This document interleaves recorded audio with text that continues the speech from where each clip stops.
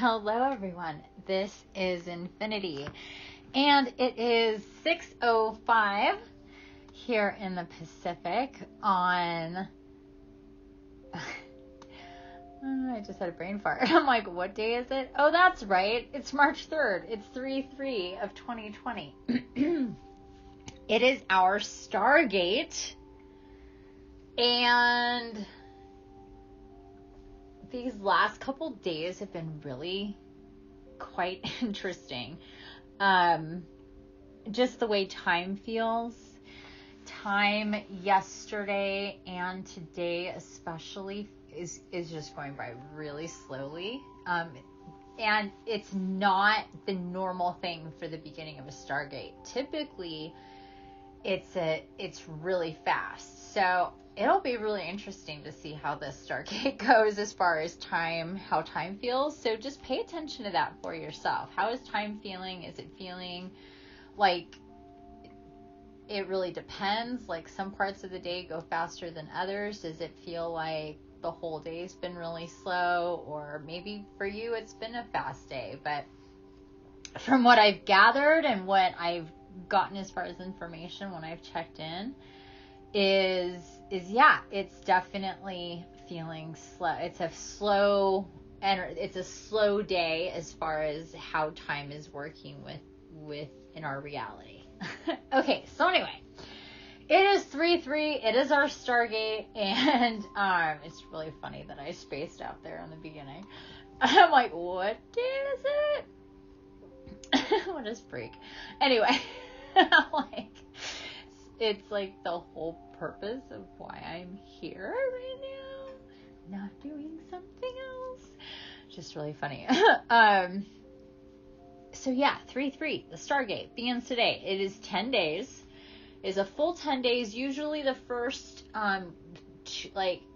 depending on the Stargate, we could be feeling them really intensely for up to a week before the actual day of. So it can be really like super intense. And then there's ones where it just really you can feel the transition, and then it's usually heavy. There's usually tiredness associated, with the Stargate. And regardless of how time is feeling, fast or slow or whatever, it's usually a day where your body is just kind of dealing more with more with the pressures of what's going on energetically, because there's these kind of full throttle boosts that's happening with Gaia and all the whole like solar system. And so it's kind of hard to measure it when everything around you is moving at the same speed. It's not just you. So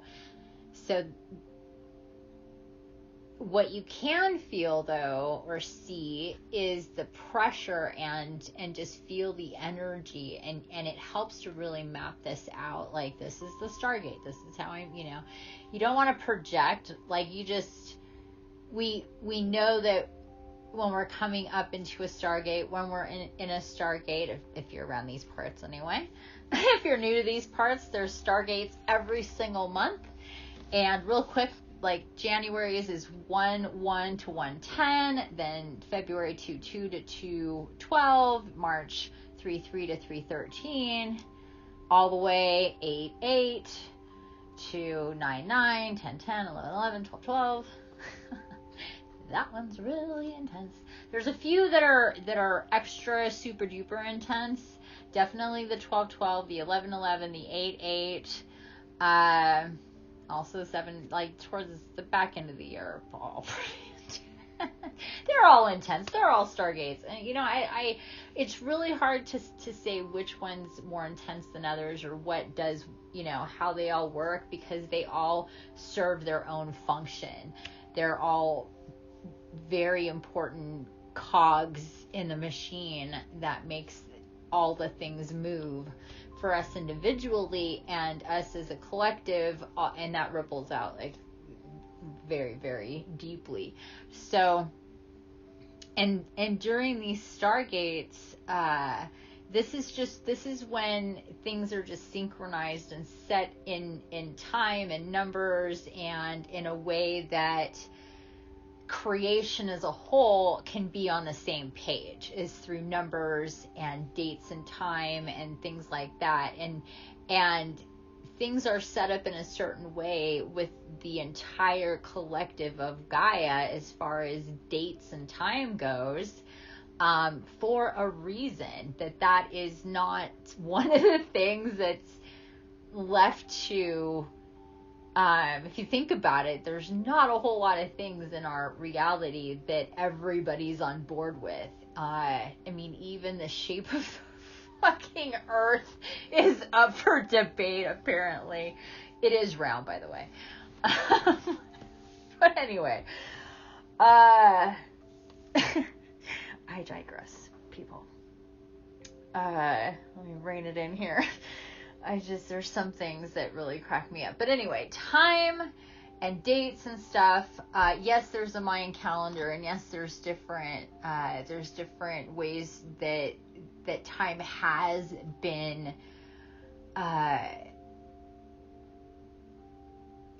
charted and analyzed through history and all that business. And even and when we think about history and time, and as we mark time, even how time is marked and where it's marked from is kind of funny and very inaccurate. But it's inaccurate in its symbology, but it's accurate in where it needs to be for things to be in alignment. And it's just one of those things. It's hard to explain exactly how that works out. That's going to satisfy everybody, and that's not what I'm here to do today. But time and stargates and the whole thing with them being 10 days, and as they go through the entire year, and as we turn over years into decades and all that stuff, and how we chart time within our own personal growth and the collective's evolution, etc., is something that everybody is pretty much in alignment with, that is alive today and gives a shit, I guess you could say. So it doesn't matter what your religion is, where you live, what your background is, what language you speak. We are running on the same calendar. Yes, there's the Chinese calendar and this, and and the Chinese New, yes, but the world doesn't run on that, and everybody knows that. So, and there could be, and there are several other calendars within the different societies and things that they observe that other people don't, but they're all running on the same calendar. So, if that makes sense. So once we realize, like, when I was first, like, really shown that from a perspective from my guides that were like, think about all of the different things that are up for debate in your reality, and think about how this thing is definitely not one of those things, and then how many things fall under that. And try it for yourself. See how many things you can put under the category that, like, pretty much the entire collective on Mother Gaia is like, yep, this is March 3rd, 2020. Unless, you're having issues mentally. That's the date that we're all working with right now. So, or when I'm recording this anyway. So yeah, there's not a whole lot of things that slide into that. Like, you could say even the color blue. Like, everybody knows there's lots of different shades of blue, and there's a lot of blues that are up for debate. Like, is that purple? Is that blue? That's not even, you know what I mean? There's like, yeah, okay, the color spectrum. Okay, so another kind of thing. Okay, there we go. Like, Even though that's, like I said, there's a lot of things that can fall under that. Anyway, I don't want to waste time on this, but just think about it. It's a really interesting exercise. Anyway, what are we doing here today? 10 minutes in. So, it is the 3.3 Stargate. We're back to that. And I was real quick in a boom, boom, boom flash shown that I was going to do 4 different readings tonight. And it is currently, what time is it? 6:15 on March 3rd, 3/3 of 2020. And so, as I was saying, I'm going to be doing 4 different readings tonight. 1 for fire signs, 1 for earth signs, 1 for air signs, and 1 for water signs. And I think it's going to all be in this one episode. I don't see why I would need to chop it up. So we're going to get started. I'm working with 3 decks. The first deck is the Angels of Abundance. The second deck is the Archangel Oracle, and the third deck is the Hermetic Tarot. And we're only going to be getting like max 2 cards with the oracles, and then max 5 to 6 cards with the tarot. This has already been worked out before we came online. So officially, I want to welcome everybody in to the circle. It is 6:16 in the Pacific on 3/3/2020. We're going to get started with the Archangel Oracle. This is for the fire signs, you guys. So Aries, Leo, and Sagittarius.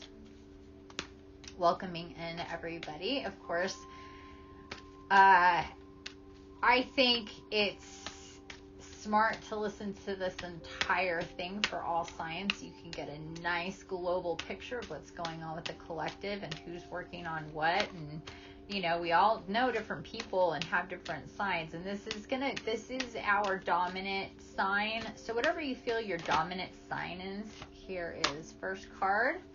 Take back your power with Archangel Raziel. Fire signs, Aries, Leo, Sagittarius, take back your power.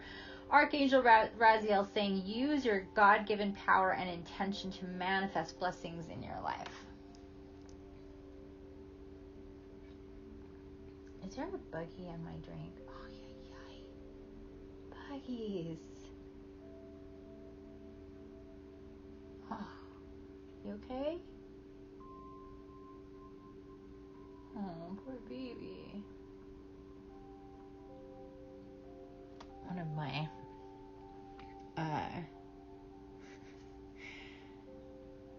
where'd it go? Oh, there it is. Okay. One of my little fruit flies was in my oat milk. I'm like, that's not supposed to be there. I'm glad I saved him.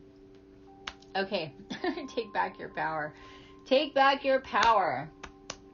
With Raziel, use your God-given power and intention to manifest blessings in your life. And his arms are held out really big, and his big golden wings are out. And of course, that's symbolic because archangels don't really have wings. Or bodies for that matter, but it's still pretty to look at, isn't it? So Raziel, gorgeous. I love the beard. I dig that beard too. They don't have beards either, but I still like his beard. Take back your power. So remembering your spark or feeling your spark. Okay, this is what he's saying. Feeling your spark, your fire within, fire signs. Feeling your spark, your fire within, and really leaning into it. Just going, yeah, you know what? Fuck it. I'm a fill in the blank kind of car that really gets your rocks off, and everybody has one. I don't care if you're a crazy car person. It could be the most boring car to somebody else, but if it makes you feel good and you drive it and you feel great. Or you can imagine that, whatever. I like cars because it's powerful when you get into a car. There's a sense of freedom, and, without breaking the law, you can go fast and all that good stuff. So I like to think of powerful cars that go fast, that have a nice, vroom, vroom engine kind of thing going on, like maybe a classic Mustang, that kind of thing, or a Porsche, something like that. And just, just going, fuck it. I'm just gonna, like, all the way. Just push it, pedal to the metal, just and go. And that's kind of what he's showing me. It's like, come on, fire signs, you're going to feel the fire like really start to literally make you hot. And it's time to put intention. So focus, he's saying focus. You're going to start feeling the passion, the spark of passion, as far as power goes, to use your God-given power as an incarnate light body, and your intention to manifest. So he's basically saying it's time to, pick up this pace on doing magic, because you can do magic, and it helps to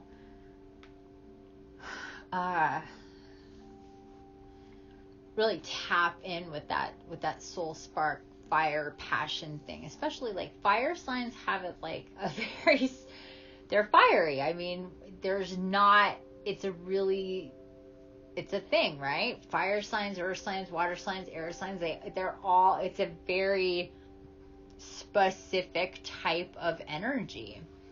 And you can be, of course, parts of both. Parts of both is definitely, depending on what your moon sign is, what your sun sign is. So that's what I was saying too, or not, or thinking. I can't remember at this point. But so whatever sign that you most like, I'm a Pisces moon sign and a Sagittarius. And that my sun sign is Sagittarius. So I am both water and fire, which for me makes perfect sense. perfect sense. For me being who I am and what I do, and et cetera, et cetera.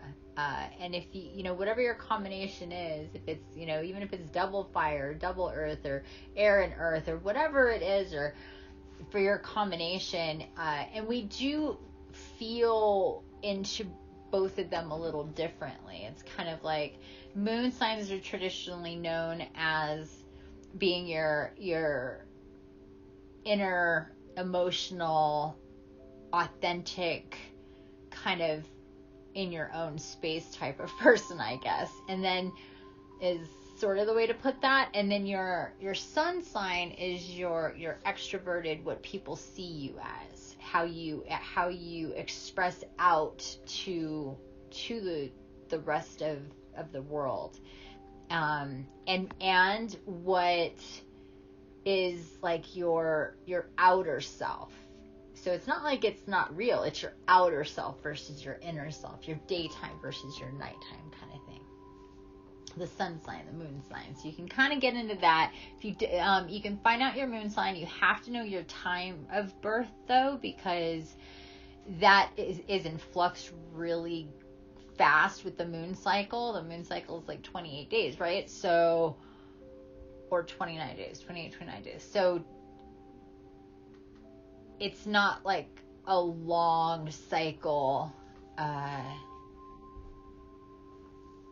of time for your like the sun, like the moon is in each sign in that period of 20 something days every single month, for only 2 to 3 days per sign.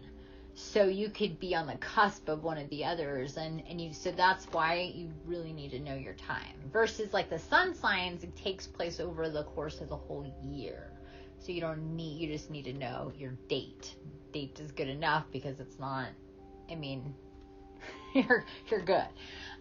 So it's a little bit, it is better to know your time too, so you can have a really accurate astrological chart.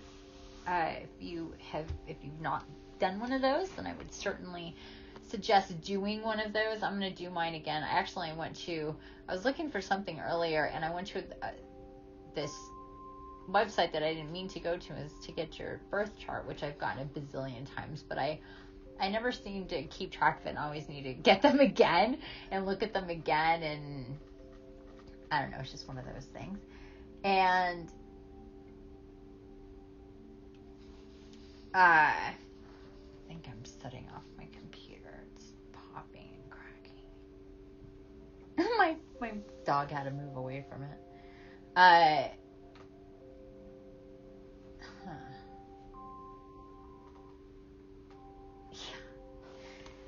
What is wrong with you, computer?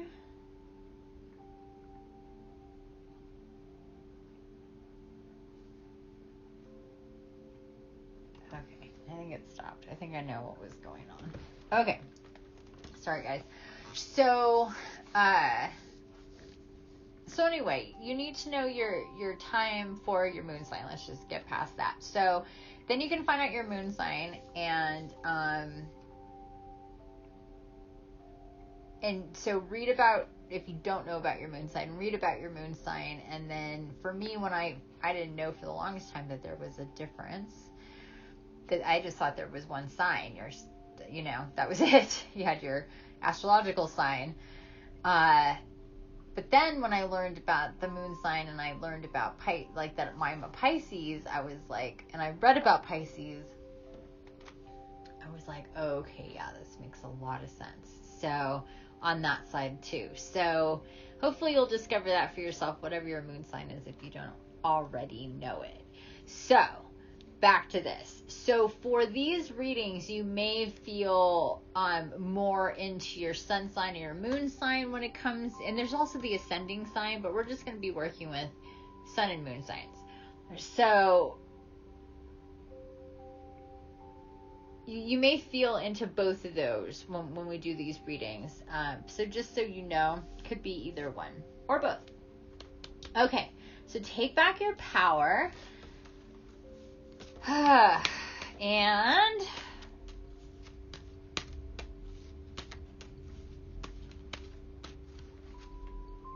prioritize with Archangel Metatron. So take back your power and prioritize. Okay, this makes a lot.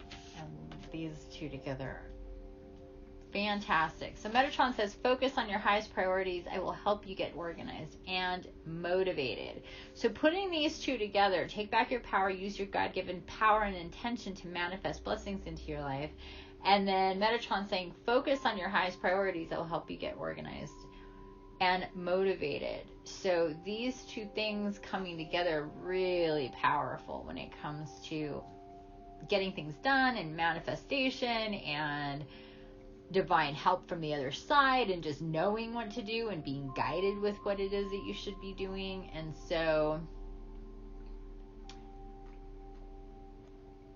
that they're saying that if you are really intentional about, maybe you don't have to know exactly what you want. Maybe that's the confusing part. Like, what do I want to do? What should I do? What's going on there? Like, it's all like, I don't know. I'm feeling pulled in different directions, and I don't know what I want to manifest. Okay, fine. That's the case for most people.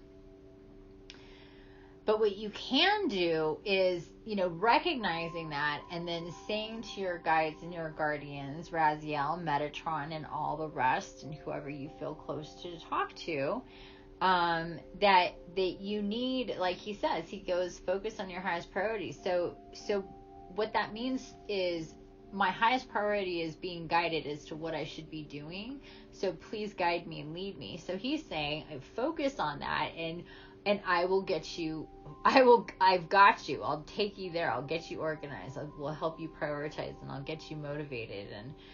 And Raziel is saying, as we're working it out, keeping keeping aware of your power and how this is going and how you're being guided will just help the process, because you're using your intention to manifest how things are to go. It's fine you don't know what that is yet, but in the meantime, know that what this plan is. And if you're on board with that, then just go with that as best as you can. It can be a little, can feel like a little bit of a roller coaster at times. But the more you do it, the more you know the power in it, and you don't need to stress. You don't need to worry. You don't need to be all freaked out about shit, because you're intentionally allowing yourself to be taken with the flow of energy and in what's best, and you're being guided in a way that is authentic, and you're open, and it takes practice. It does, because a lot of the human shit comes in. Oh, what about this? What about that? And like all this worry and fear, and it's conditioned. So it's conditioned shit that you have to get through. But they're kind of saying, this is the time through these stargates to really start thinking about this kind of stuff. This is why we're here. This is why we're in these big shifts in energy and going through stargates, so we can get more information and move forward with our ascension and all that. It's kind of the point. So this is a good time to practice that sort of business. Okay, moving on to Angels of Abundance Oracle. So this is basically about intentional mindset, abundance mindset, how to work your life with practical and really good, to the point advice with what are good ways to help you with manifestation and abundance and being positive and doing life in that kind of high vibe way. So it's about abundance. It's about breaking old programs and moving into higher dimensions, higher frequencies, and all that good stuff, where you start to really, it's where the magic happens. Okay. Cards are cleared, I'm hearing. Kind of went through a little clearing there for a minute as I was talking with you guys. Okay, here we go. First card. Clean energy food. Second card. Sticking out. Wasting no time. Conscious consumer. Those two go together. Clean energy food and conscious consumer. Seriously, I could not make that up. I couldn't make it up. As usual. Here we go, guys. Clean energy food. When you fuel your body with a healthful organic diet, you increase your energy levels and ability to focus. This automatically leads to more efficiency, better ideas, and a higher vibration, which attracts golden opportunities and beneficial relationships. Okay, and conscious consumer. You have the power to heal and help the world with your decision to buy only products and services that are ethical and environmentally friendly. As a conscious consumer, you choose to invest in fair trade and organic goods. You live simply and you purchase only that which you need. So,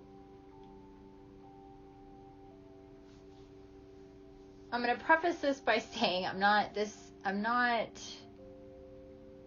saying this, what I'm going to say, as like to push an agenda. It's about energy. And without them saying it outright, what they're saying is be conscious about what you're eating and make it clean energy and make it ethical. So that would lend to don't eat meat, and because meat is a low vibrational energy. And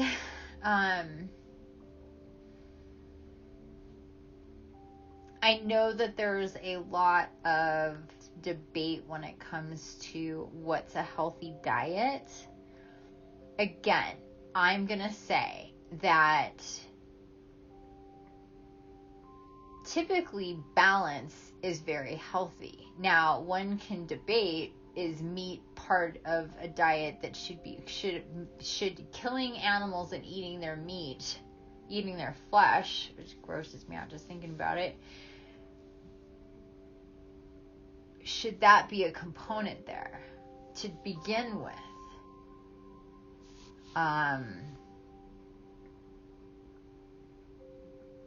And so I don't want to get into this whole like food debate thing. And it's not about making anybody feel guilty or anybody being this or that. Again, I'm talking about energy. What you put in your body, what you consume, what you pay for, what you are feeding into energetically and monetarily and all that stuff, and what you're putting in your body is what you are, is your body. So when you put different pieces of animals that have lived too short a life, or in some cases too long a life, in situations, just knowing that they were going to die and having that they're being murdered, and that's what, there's other ways you call it, slaughtered, whatever. They're being murdered, so they're not living out the span of their life. They're being murdered. They're being farmed in most cases. And there's a lot of different energies that are attached to that. And so you're consuming that energy. And I've heard so many stories of people say, like, yeah, I got off of meat for a while, and then I had meat after, and I was feeling really good, and I was, because meat is also, I'm going to just stop right there for a second, meat is also it's an addictive substance to our bodies, and it's something, it's think about how many addictive things we're giving our infants before they can even speak or understand what it is that they're eating.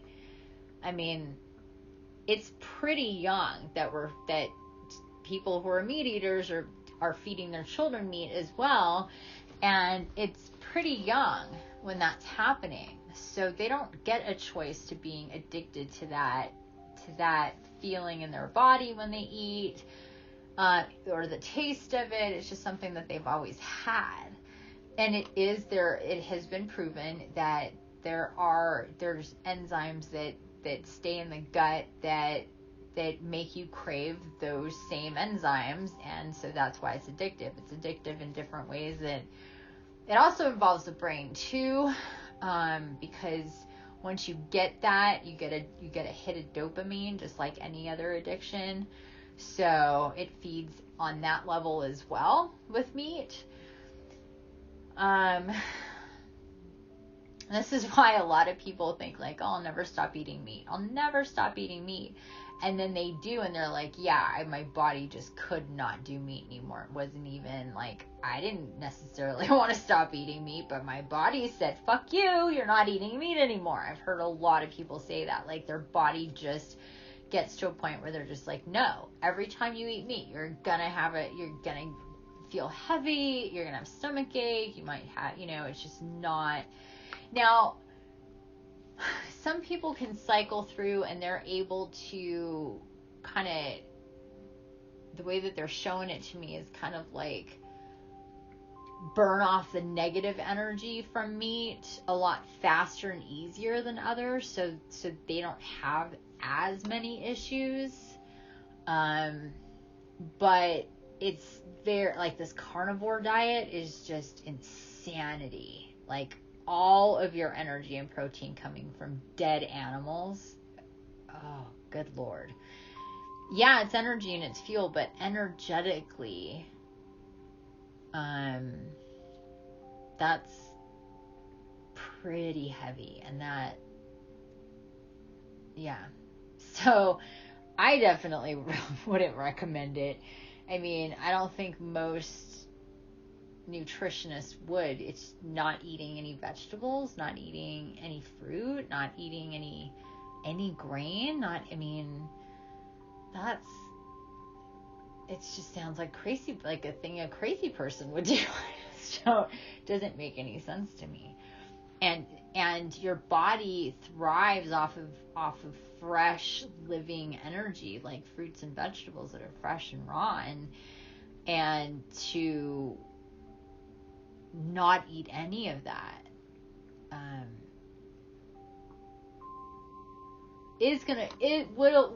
would eventually take, if somebody tries that diet really, really long term, it won't be good. Maybe short term, a month or two, but long term with that, it's going to cause problems. Headaches, chest pain, stomach aches, bowel problem, everything. Because there's only so much of that negative energy that any body, even the most active, can cycle through before it starts to cause issues. So I wouldn't go there at all. But anyway, this is just something to think about, because a lot of people have not kind of put the two and two together, like, I get that the meat is protein, and that's why meat is good for you, and protein is energy, but I've never kind of put it together that the energy from the animal and what the animal lived and died and all the circumstances and the trauma of that, the energy of that stays with the meat of the body, and then it's hacked up into pieces and distributed out, and you get a little piece of it, and you do that over and over and over and over and over and over and over again. That's going to take a toll on the body in one way or another. And it's something to be conscious of, because your body doesn't need meat. That's, again, it's an addictive enzyme in your body. It's hits of dopamine, and you can stop that. And back to my original story was, I heard the story where somebody said, I stopped eating meat for a while and I was feeling really good. I had a lot of energy. I felt much lighter. That's something people say big time. I feel lighter. I just feel lighter eating and not eating meat. I just feel lighter after. I don't feel so tired, and it doesn't, I don't get bloated or gassy and, get constipated or whatever. They don't have those problems, but mostly they just say, a lot of times they say, I feel lighter. And they're satisfied eating vegan meals that taste like meat, and there's awesome food like that, and I enjoy it too. It's processed, but occasionally that's okay. Splurging like that, having a fake pepperoni vegan pizza, that tastes just like pepperoni, or like, if you liked pepperoni, like I did, I used to love pepperoni pizza. Now I wouldn't think of eating a pepperoni pizza, but if it's a really good vegan pepperoni pizza, like, hell yeah, that's fun. So anyway,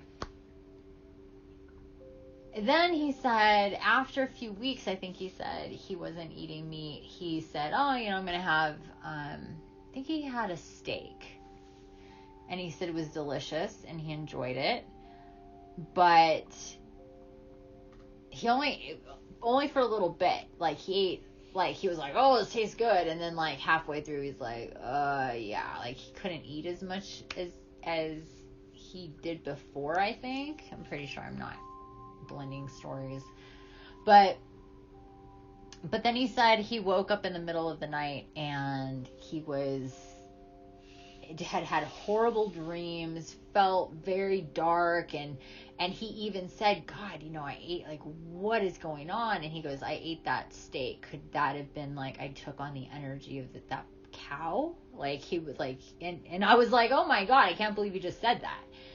But yeah, that's exactly what happened. Like, he goes, the worst dreams I'd had in a really long time. He goes, but then I started thinking, like, I would kind of have these dreams pretty frequently before, but he hadn't in a while, and he hadn't really thought about it. So when he did, but it was like extra bad, I think, because he hadn't had meat in a while. So it really affected, like, he woke up from this and immediately kind of put the two to, put it all together.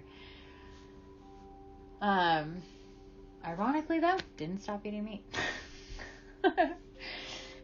But it wasn't like he was validated in that. He just went, I wonder if that's what it is. But there was nobody there to say, yeah, that's exactly what it is. It's exactly what it is. But I'm telling you, it is exactly what it is. Okay, you guys. So, just think about eating less meat. And I would never, ever, when people ask me, like, okay, Infiniti, I want to stop eating meat. What do I do? And my first thing is, don't just stop eating meat. Don't go cold turkey on the meat. It is a bad, bad idea. I would never, ever suggest that. So what I suggest is to cut down on your meat intake by a meal, in the quotient of, if you eat meat with every meal 3 times a day or 2 times a day, then take meat out of one of those meals like 3 times a week at first, for the first week.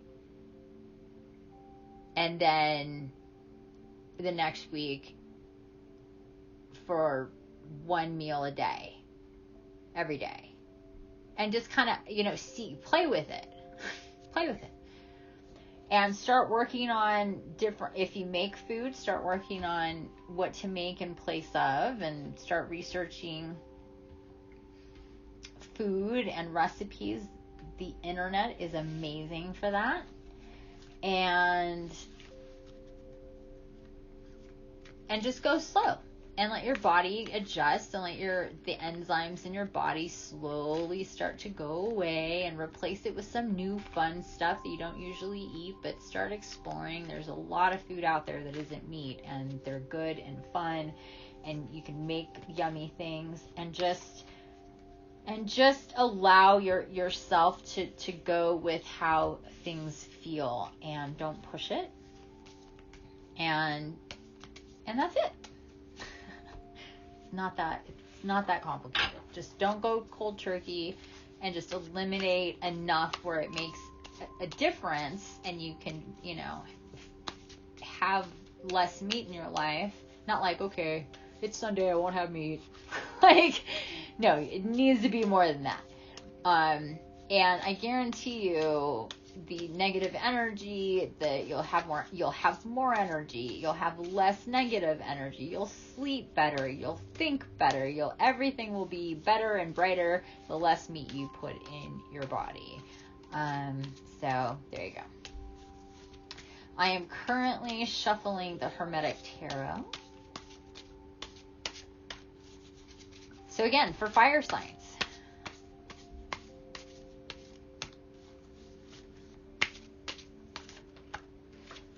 First card, 10 of Pentacles, the Lord of Wealth. Nice. Second card, the Hierophant, Magnus of the Eternal Gods. And let's see what else we might get. These are 2 really intense, powerful cards here. The Lord of Wealth and the Magnus of the Eternal Gods, the Hierophant. Okay, here's a card. 2 of Wands. Oh, we got a couple of cards. 2 of Wands and 7 of Cups.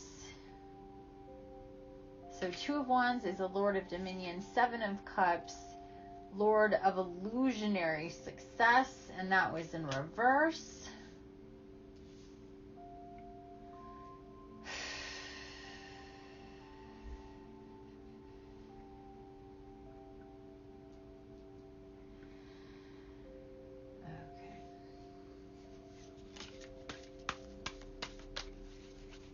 They're showing me the 7 and the 2 and the 7. 2 and 7 being very powerful and dynamic number for light workers, and the 9s, 2 and 7 make 9s. And so this is about, they're saying, deep, infinite soul business.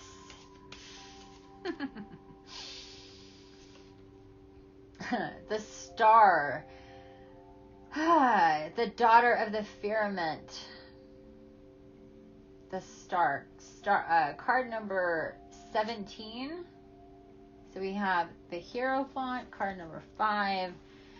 The Star, card number 17. That is card number 5 of our pull here. So we have the 10 of Pentacles, the Hierophant, the 2 of Wands, the 7 of Cups that came out together. And then we have the Star, card number 17. Okay, so one last card. The 8 of Pentacles in reverse. Okay. So give me a second here.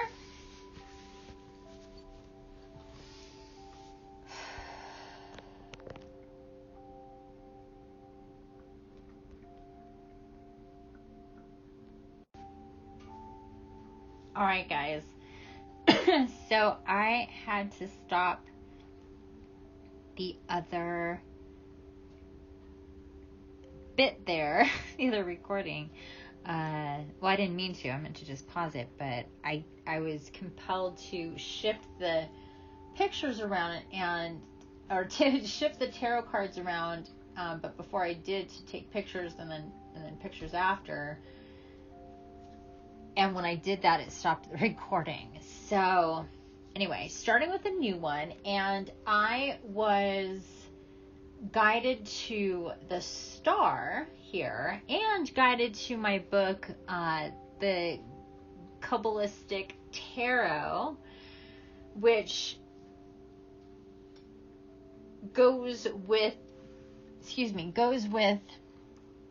in a roundabout sort of way with the Hermetic Tarot, because they are part of the workings or about the workings of the Golden Dawn. It's called the Secret Order of the Golden Dawn. Was this little secret society back in the late 18 and early 1900s, I believe. Anyhow, I was guided to, and this deck is one of the most popular decks, I guess. And this book that isn't the companion, but I was guided to this book with this, and it's called the Kabbalistic Tarot, a textbook of mystical philosophy by Robert Wang. It's a really cool book, and he talks about the different. And the Hermetic Tarot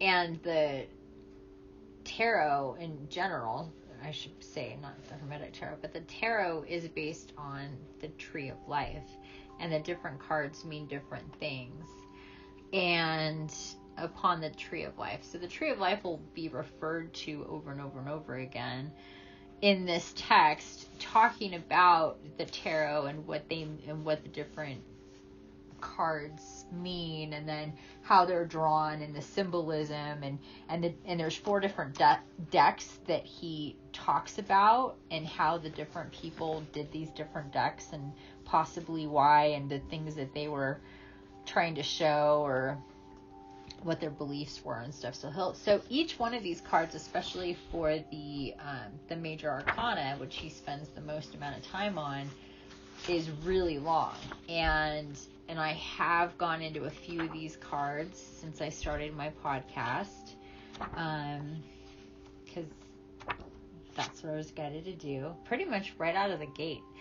But I was also guided to pull out a bunch of those earlier, including the entire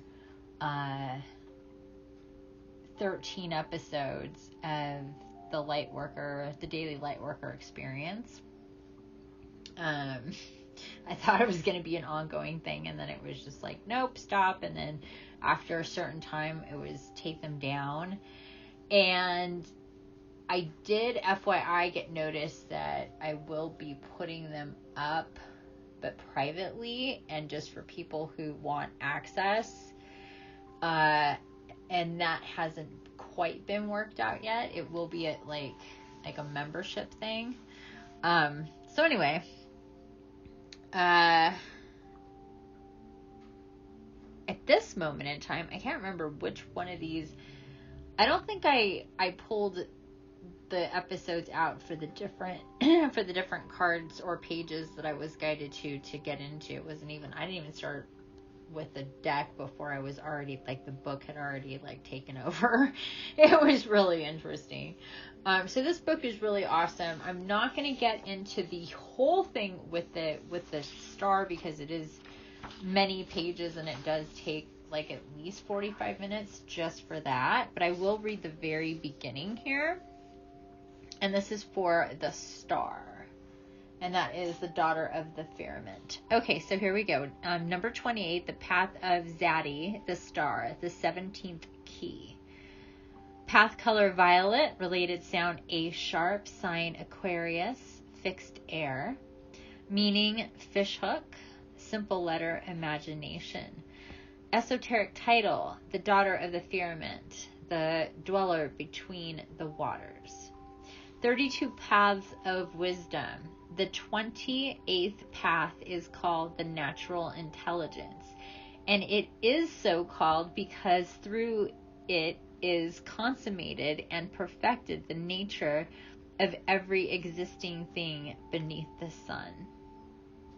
The path of Zaddy, the star, connects Netzach, victory, and Yesod, the foundation. It is a very powerful path which points out the way in which the divine energy inherent in each individual is properly approached. So, Raziel's like, yeah, that power that I was talking about. Your God-given power and intention. So back to this. It is a very powerful path which points out the way in which the divine energy inherent in each individual is properly approached. Just that sentence alone is loaded. So I'm going to read it again. It is a very powerful path which points out the way in which the divine energy inherent in each individual is properly approached. Okay. The letter Zaddy means fishhook, implying meditation, a process closely linked with the use of imagination. That right there, another way loaded sentence. Because a lot of people would be like, wait a second, I thought meditation was about shutting shit off, not turning on the imagination. Well, that is inherently the biggest false, fake bit of information ever about meditation, is that it's about shutting off your mind. It is not. You cannot shut off your mind. You cannot shut off your connections, your energy connections. You cannot. You can focus. There's a difference between focusing and shutting off. And you can focus on really vivid shit and go to very high dimensions in meditation, because it is your channel to it's your consciousness. Same thing like when I call astral meditation and being in astral and dream state, and like when you go to sleep, those things like dream state, astral, going to sleep, that's all like the same type of thing as meditation. You're unplugging the conscious and you're plugging in the spiritual and the subconscious. It's why people do mushrooms or DMT, ayahuasca, and peyote, things like this. And of course, marijuana works too. And so meditation is, and this is one of the first things that, and I did a video that says, it's titled, I Can't Meditate, and then in my title I say, yes you can, and I explain this, because a lot of people tell me I can't meditate, and I say, I know, because you're trying to do it wrong. And they go, what do you mean? I go, you're trying to like close out everything and shut your mind and be quiet and still in your head, right? And they're like, yeah. And I'm like, yeah, you can't do that. They're like, oh. And I'm like, how can you do that? You're an alive person with a brain. Like, how can you not think of something? It's impossible. This is why people have a problem with insomnia and not being able to go to sleep, is because they can't quiet all the things that are coming in and what's churning in their all of the things. So even if they can get themselves to a quiet state, to turn off all the lights and turn off all the stimuli and lay there quietly and close their eyes and stay that way and try to relax, it gets really loud. And it gets very uncomfortable after a while. And so they don't want to just lay there. And so even going through that whole motion is very frustrating. So a lot of people with insomnia don't even get to the bed. They'll say, I have insomnia. But if you really break it down for them, okay, well, when's the last time you went to bed? Officially. And they'll be like, they won't really know, because it's such a letdown that they avoid it. So that's something that a lot of people don't. I've had insomnia, so I understand. And so that's something that a lot of people that don't have that problem don't get. They think that you just can't go to sleep, or you can't stay asleep. But they think that people with insomnia are always getting to that point, and they're not. And so anyway, once you get clear of in your body and a lot of things in alignment with your chakras, and meditation is a huge part of that, and this whole path thing. People who go through a lot of insomnia, have a lot of processes going on, a lot of thoughts, a lot of energy, a lot of emotions, a lot of that's typically what's happening with them. Insomnia. It's just a overactive situation energetically and in the brain and thoughts and all sorts of stuff. They're just filtering through, and they're not filtering out enough. There's too much chatter going on energetically, psychically, telepathically, and most of the time people don't realize that that's actually what's happening, but it is.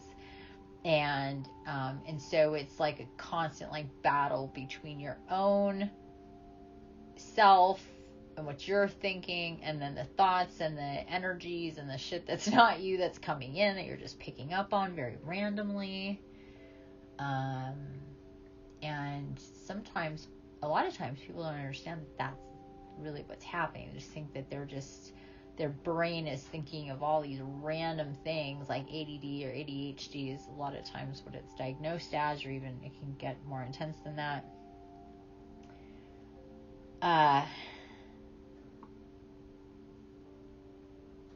But truly, that's what it is. It's just picking up on too many frequencies, not being able to decipher what's what actually, and it just being really, and then it being difficult to shut it down. So, and to keep it down. Okay, so anyway, I'm going to continue here.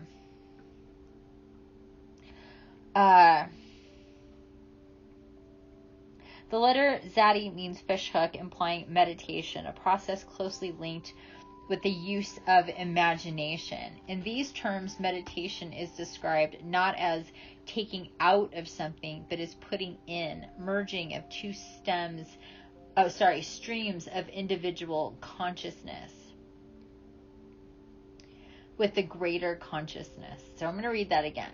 In these terms, meditation is described not as taking out of something, like we were talking about, stopping, shutting off of your imagination, of your brain process, but as a putting in parentheses, merging of two streams of individual consciousness with the greater consciousness.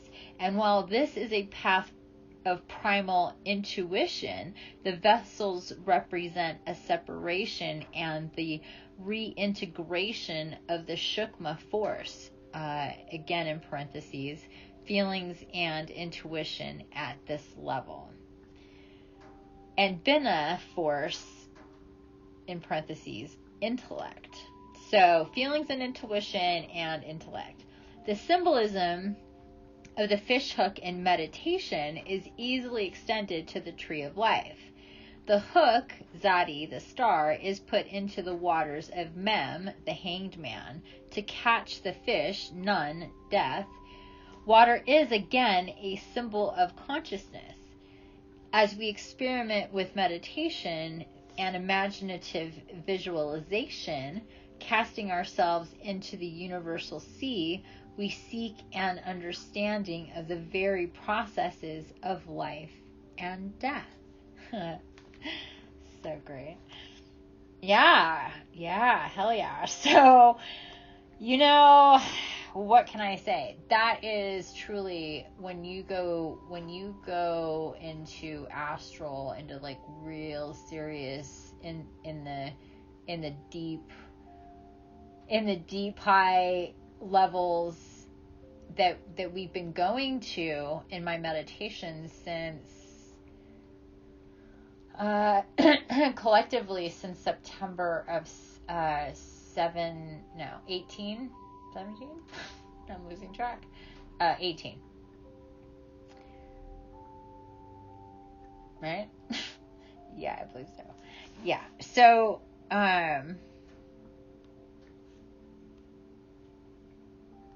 anyway,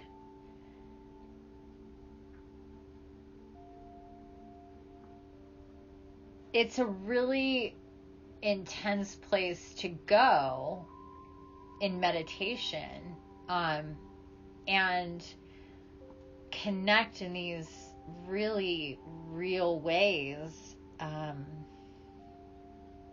Like he says here, casting ourselves into the universal sea, we seek an understanding of the very processes of life and death. Yeah, from that vantage point, our perspective and what we see and what we're shown and who we can connect to. Because in those meditations, I also do channelings almost always. So it's pretty intense. And it's true that, like, truly the path to your soul discovery is through meditation, and we all may go about that differently. If you're around these parts, partaking in the meditations that I facilitate, and I'll be doing more in the future. Again, I'm not sure exactly how and what platform and everything. That's still getting worked out. So stay tuned. A lot of stuff is getting worked out right now. But anyway, when you go into these meditations that we do, they're really just thinking about it is getting me all tingly. And they're really, really amazing and quite intense, and the channelings are. And we go to this same thing when I'm doing a healing with you. It's similar, although it's different. It's quantum, and that's like, and what you can perceive and how you can move around in that field, depending on what we're doing, is the same, but the types of things, of course, are different. It's hard to explain. So it's similar, and it's also similar in how time is different. So it'll feel like maybe an hour when we're in that space, but it'll be 2 hours here. And everybody has that same reaction, like, what? How much time has gone by? And it's always like that in those meditations. Sometimes even just in my lives. I don't know if that's how it feels for you guys on the podcast, but sometimes just doing tarot readings and just being in that live space with people, 3-4 hours would go by and it would not feel like that to any of us. We'd be like, what? Because it was just, we're in some other altered time and space situation. It's really cool. But anyway, Anyway, I'm not, like I said, this is really interesting, and it's really easy, and it's happened to me a few times where I start reading and I'm like, whoa, and I keep going and going and going and going, and I'm like, I'm not going to read the whole thing, and I end up reading the whole thing because it's so juicy, the information that's coming out. But I'm not going to do that right now because I cannot have this be, a 5-hour deal. So I'm going to leave it there with just this understanding about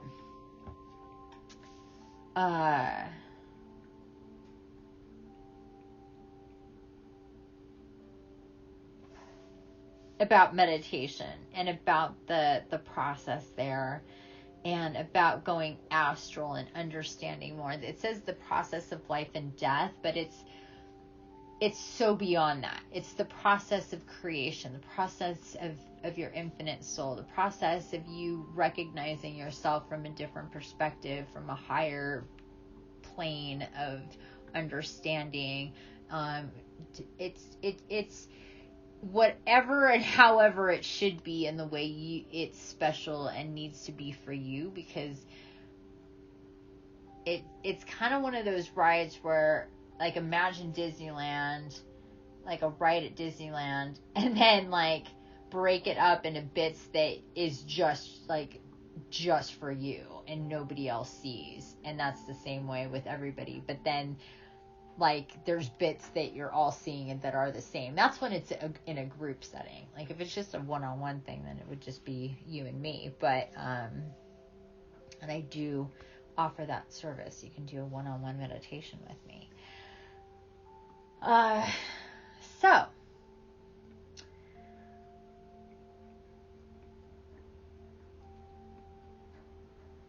I will be getting into the star in full, just not right now, is what I'm being told.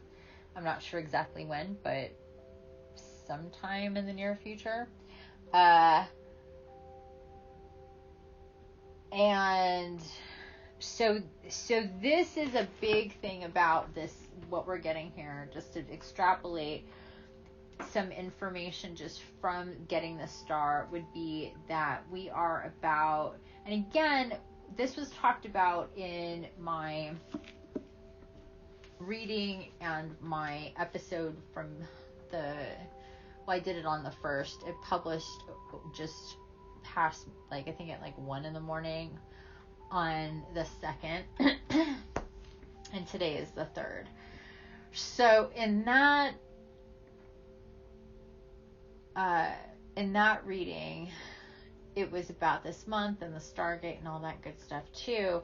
And we got the information that it was about specifically the more merging and coming together with twin flames and soul groups and soulmates and that whole kind of thing. But it feels to me really centric on the twin flame aspect, actually. For those of us who actually have twin flames incarnate, that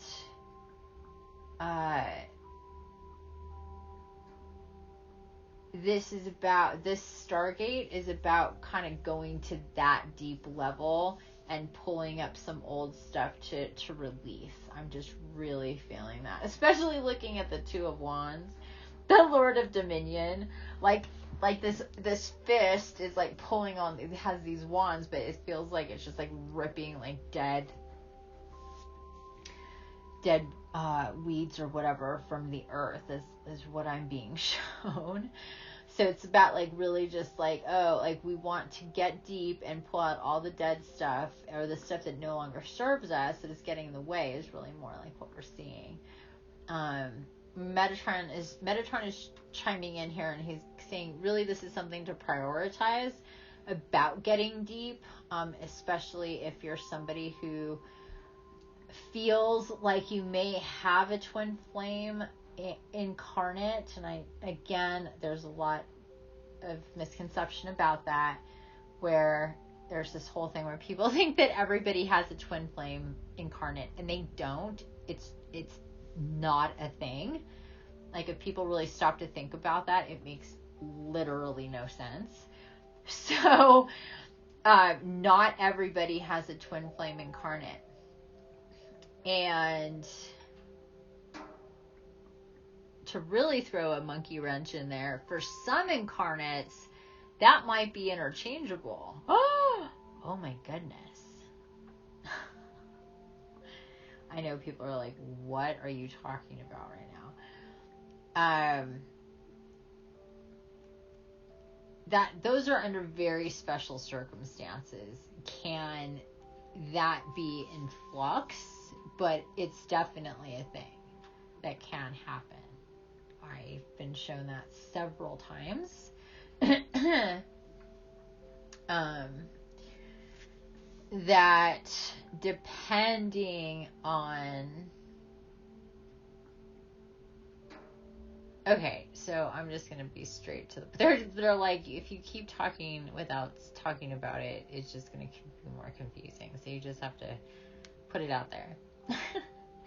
Okay. So for certain specific incarnates, they are, and that would be they're like, you're doing it again. I'm like, okay, I'm just so used to not talking about it. It's just a habit.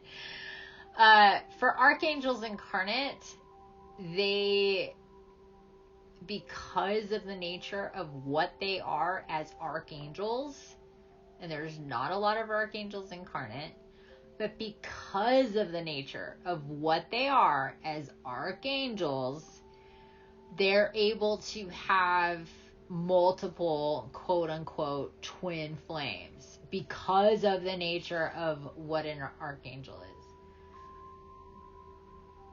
So that's like the exception to the rule.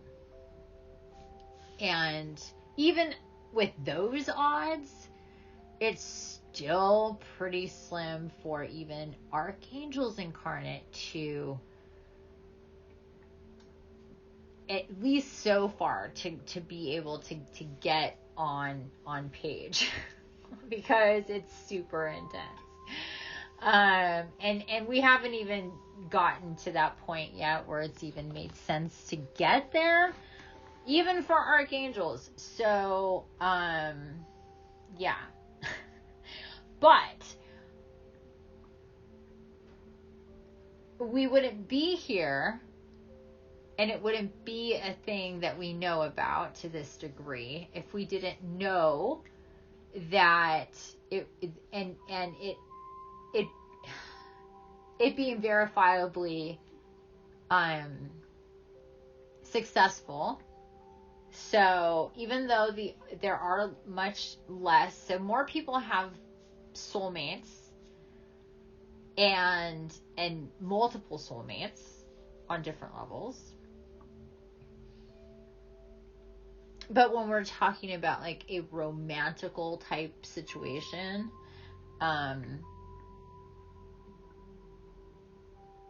even on that level, there's like multiple soulmates.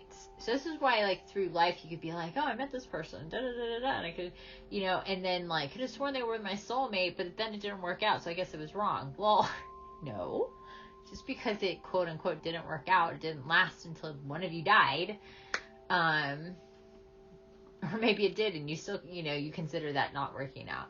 Like, a lot of people see things as not working out in certain ways, and it doesn't mean that, soulmate relationships can last a very short amount of time, but be very impactful and meaningful in their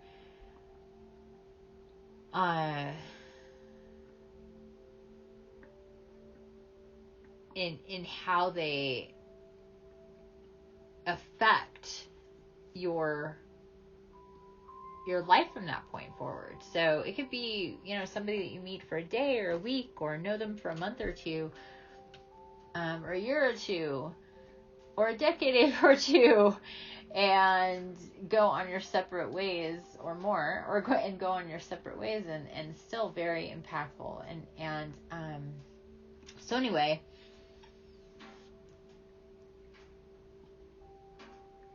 we come here already connected to many other souls, and souls that we've been incarnate with before and have had relationships before on different levels, and we kind of travel in these soul groups and incarnate with soul group. That's what we call soul group, is a group of souls that incarnate and stay geographically together within certain, aspects of the tapestry of their timelines. And they come in, they like trains crossing paths, and that sort of thing. Again, pretty intricate business, but it is what it is. And as far as twin flames, that is a lot less common for souls to get to the level where they're going to have that type of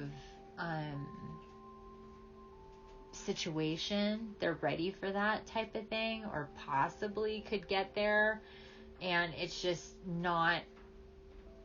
And in a lot of ways, it's extremely difficult because there's so much similarities there between the two people, because the souls are so similar. And that is also why it's different for archangels, because archangels are so very vibrationally similar. I know on this human level, we see them, or they're written about as being very, very different, but they're really not. They're not that different.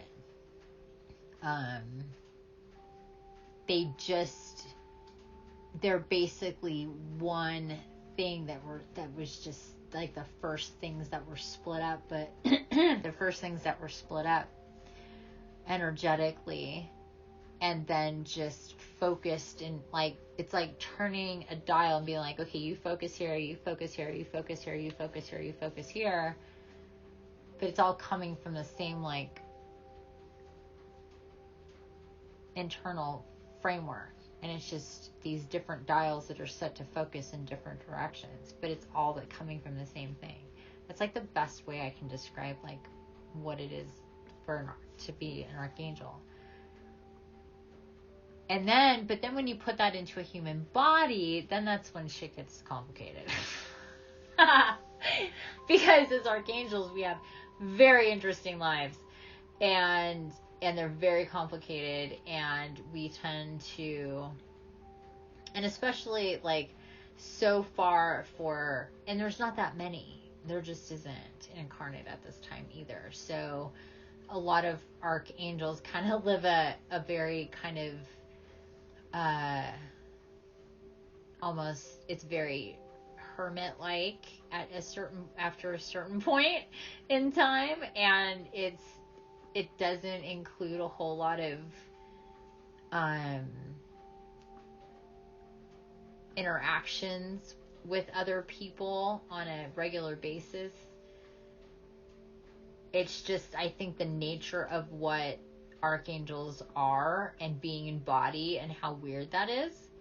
And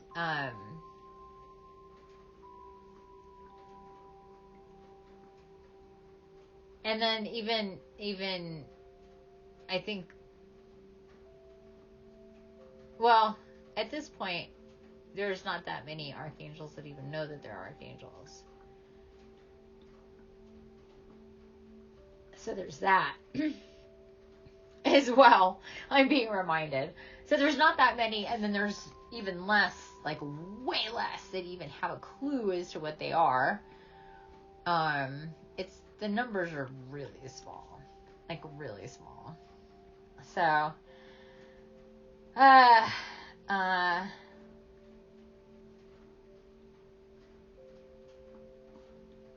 nevertheless, it is what it is, and it's just a different sort of situation, I guess. And at some point that becomes at some point, it does become conscious, or it will, on some level, if it's meant to.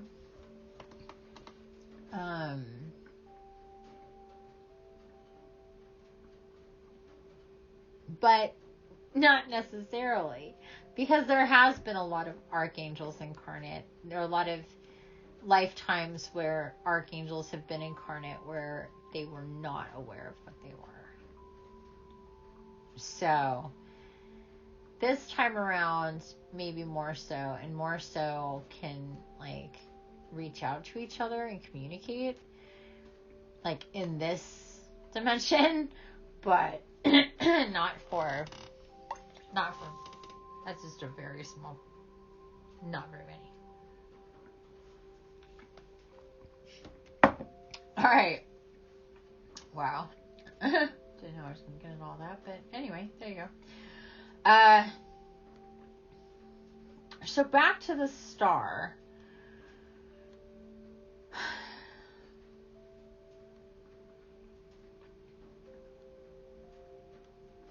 And about all that. And about the nines. And about the Stargate.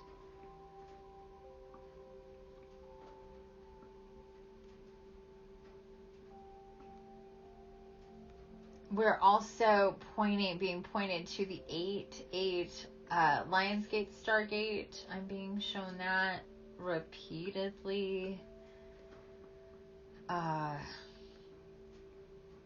So energies that are, so what is going on with our Stargate now? We're getting the energies again for the 8-8 Lionsgate Stargate, one of the big ones of the year. Probably the most well-known one of the entire year. Most people just think there's just like 1 or 2 Stargates a year, and we have them every single month.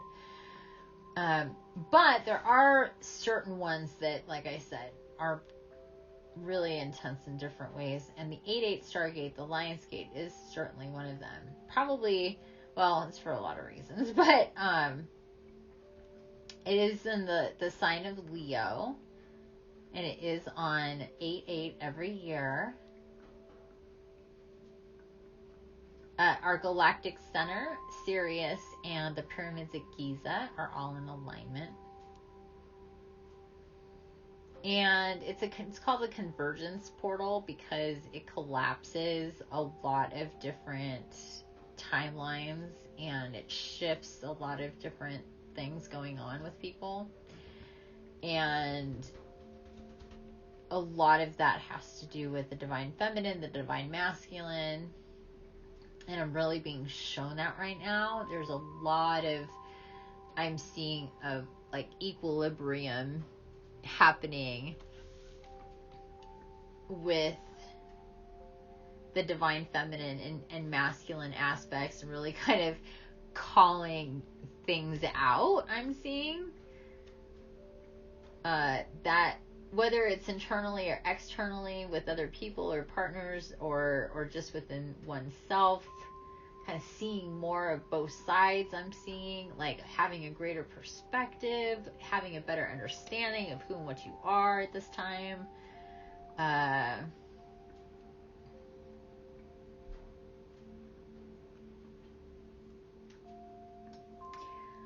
They're showing me the clean energy food thing. They're going, you know how you were talking about how it'll just like take over? Like, yeah, you're not eating that anymore. You can expect some of that, they're telling me. So they're like, you're more on point than you realized at the time. That this might happen at around this time or through this next month, or the Stargate, where eating meat becomes less enjoyable in the after, you know, when you're digesting in the next, because meat takes a while to digest. But you can experience being uncomfortable as quickly as right away to the next few hours, depending on what you eat. And a lot of different factors about the meat we don't need to get into. But what they're showing me is that more people will be getting more sensitive to meat and animal products, and even like wearing animal products or things like that. It could be that much more intense. Like the leather jacket that you usually wear, you're just like, oh, it just smells. You can't do it. To that extent. So energetically, it's about shifts and changes within the body structure, needing and really craving for like the body really just going, and the spirit and everything, trying to get into alignment with the conscious mind, the ego, the awareness, all the programs and structures and stuff, and all that business that holds up our reality.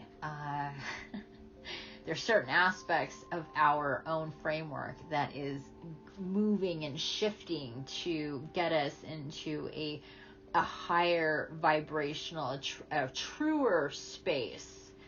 A truer space is what I'm hearing. Okay, you guys, that is going to wrap it up for the fire signs. I feel like I've been at this for a while. I'm excited to move on, and we're going to be doing the I think earth signs next. Yes, earth signs are going to be next, and I'm going to take some pictures here. I think I've already done these in this order, but anyway, I'm doing them again. I'm going to do the Archangel Oracle officially.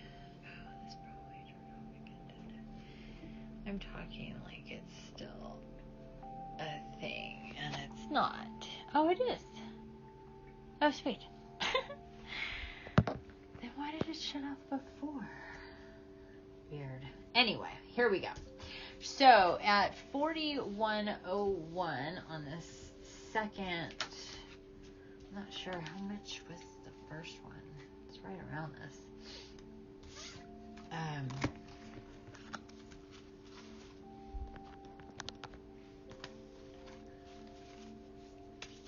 I'll put timestamps in.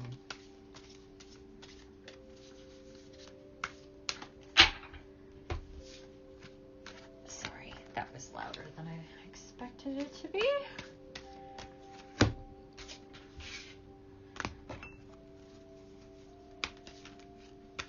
Oh, I was looking into printing your own deck of cards, because that's what I'm going to be doing. And I didn't have time to look too deeply into it, but I did a little bit, and it was fun. I'm nowhere near printing, so I've got to do a lot more work before I get there, but it was cool looking at that. It really was. Okay. Let's put these down there. Put these right there. Okay, guys, we are going to get into the earth signs now. And, so, shifting energies into the earth signs for the Light Body Collective. This would be Capricorn, Virgo, Taurus. Taurus, Capricorn, Virgo.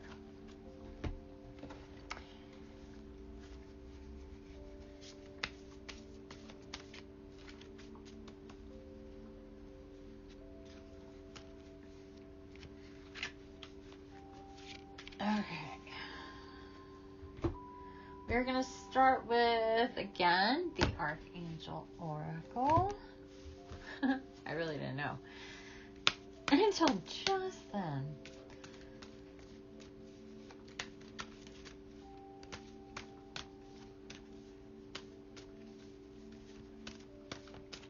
Okay. Victory! Archangel Sandalphon, your prayers have been heard and answered. Have faith.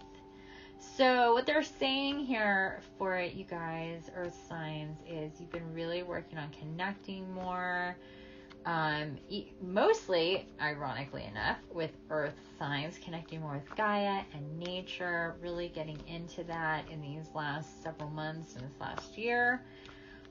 bringing Gaia more into your home. You're going to get more. So please do that more, or start doing that if you haven't. Connecting more. So they're just saying they're being validated for meditating, for connecting, for going into nature, for talking with your guides, for asking for help. You've been doing this more and consciously, and because you have, there's a lot of things that are in the works. So have faith that all of that is going to pay off in different ways, and in ways that you may not have seen or had any idea of, or couldn't have seen coming, or like they're just being like, surprise, like that kind of thing. Like you're just be like, whoa, on different levels. So just be open and keep doing what you're doing. And keep doing it more. Do it harder, deeper, stronger. Oh my goodness. Up here we go. Gifts from God with Archangel Sandalphon again, coming in strong right now. 2 from Sandalphon. We angels bring you gifts from your Creator. Open your arms to receive. He's not kidding right now. He's like, seriously, you are preaching it, sister. Big surprises on the way. Oh my God, you're killing me. He just keeps showing me like, ta-da! Like almost like somebody like busting out of one of those big, humongous, like obnoxious sized like gift boxes, like people sized. Oh my God, that's hilarious. Oh man. Okay, that is fun. So Sandalphon,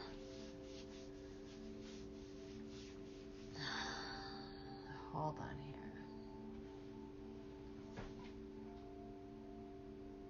He says that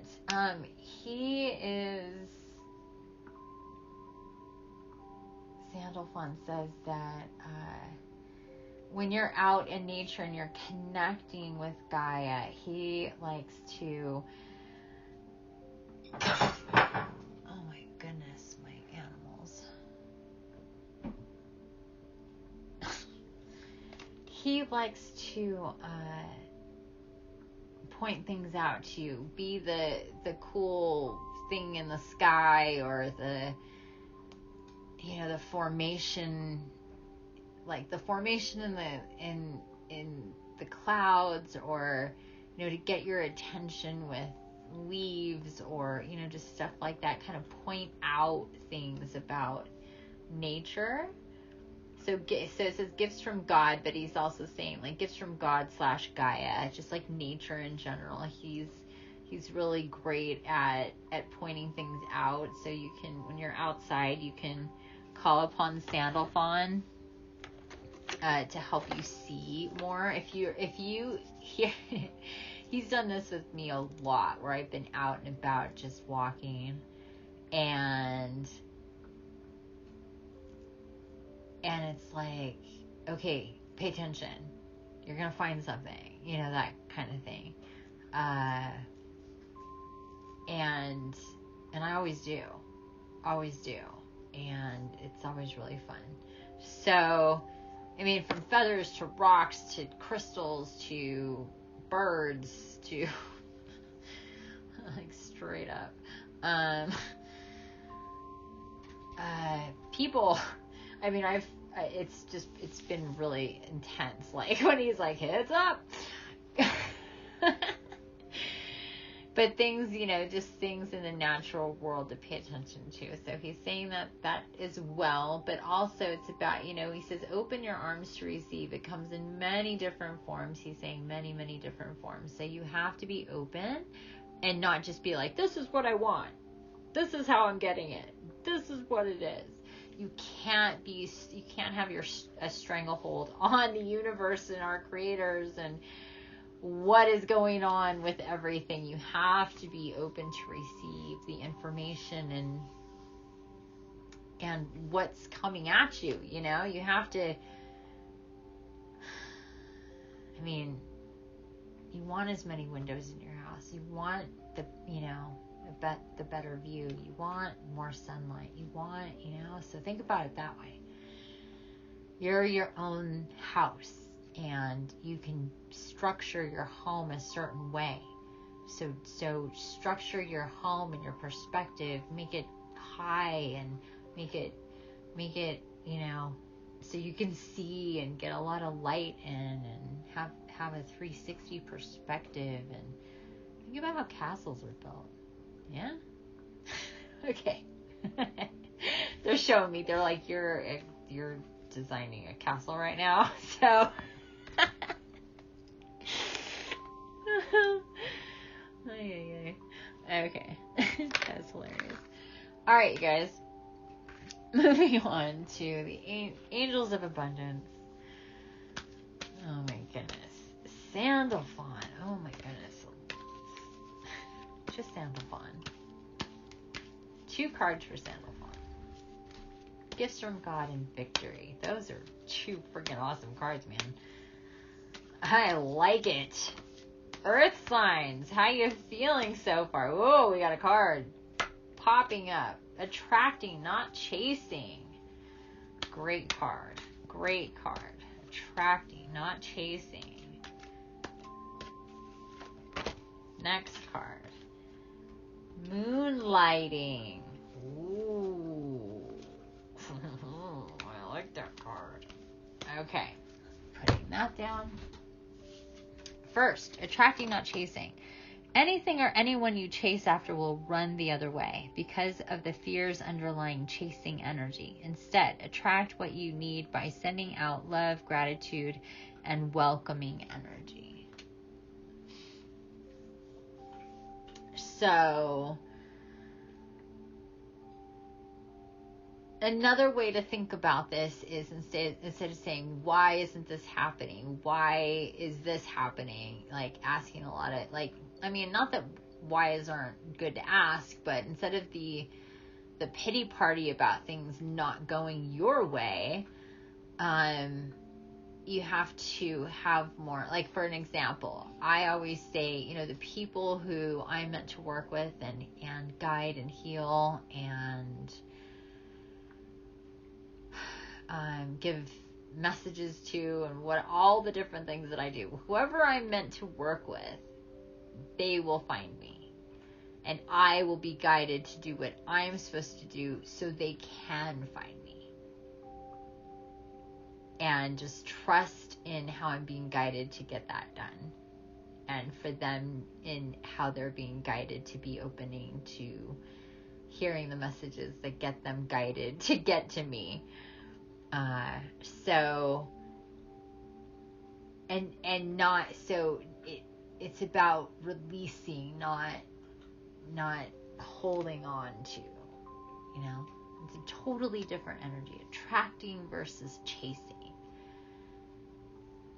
So it's like somebody being open and authentic and happy to be with you, and versus they're dependent on a certain thing from you to feel good in that, like, needy kind of way. It's just very different type of energy. And one is very attractive and the other one is very detractive. 2 different sides of a magnet. Okay, and then the other one, moonlighting. You can start working on your dream career part-time while keeping your other job to pay the bills. Soon your dream career will take flight and fully support you. So, however that whatever that means for you, some people are like, well, I'm in my business even though it's not, it's still pretty small. Well, just know that your efforts in whatever it is being supported, and whatever's part-time will be full-time. It won't be what I do on the side. It'll be what I do.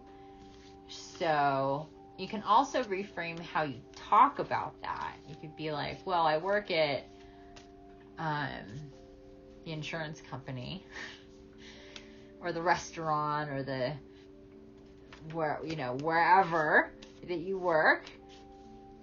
I work there, but I'm really a whatever, or I really do this, or I'm really a whatever. Like, I even say that. I say I do. Well, I'm kind of 50-50 about it. It's not, but I do make a joke that I'm really an artist, but I do like healing and guidance on the side. But being an artist is like that's like, I don't know. It's different, but it's 50-50 for me too, because they're both exactly what I do and what I should do. But I need both components. I need them. It's almost like the healing and the guidance is the fire, and oh no, it's the other way around. Sorry. It's like the healing and the guidance is the water, and the creativity and the art stuff is the fire for me. But I need both. And once I understood that, it helped me out a lot. A lot. Oh, finally got some cards here for the Earth signs. First card, King of Swords, Prince of the Chariots of the Winds. Ooh. We got two kings, you guys. One is right side up with the King of Swords, Prince of the Chariots of the Winds, and one is in reverse with King of Pentacles, Prince of the Chariots. King of Pentacles, Prince of the Chariot of Earth. In reverse. So, King of Swords and King of Pentacles. Wowza. Wowza, wowza, wowzy, wowza. Next card. Holy goodness gracious. The Blasted Tower. Lord of the hosts of the mighty. Oh, my goodness. Two kings and the Blasted Tower. Next card, you guys. Nine of Cups. Lord of material happiness. Right after the Blasted Tower, right after the King of Pentacles in reverse, and the King of Swords right side up. This is for the Earth signs, you guys. Holy moly. And right now it is 19:59 in the Pacific. It is just about to turn over to 8 o'clock p.m. here in the Pacific. It'll be 2000, I guess, the way they say it. I don't know. We got some serious cards going on here, peeps. Got some serious cards going on here for our Earth signs. Again, Earth signs. Taurus, Virgo, Capricorn. Taurus, Virgo, Capricorn. I'm feeling serious, divine, masculine energy. Dealing with some inner demon shit, and something's gonna give. Wowza.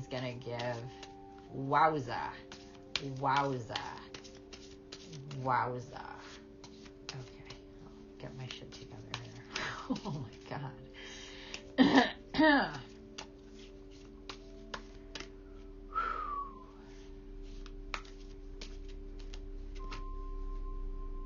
Five of Cups. Lord of loss in pleasure. Wow. I have not seen this card before. I don't look at all the cards when I get a new deck. I just clear them, charge them, and use them. Lord of loss in pleasure. Five of Cups.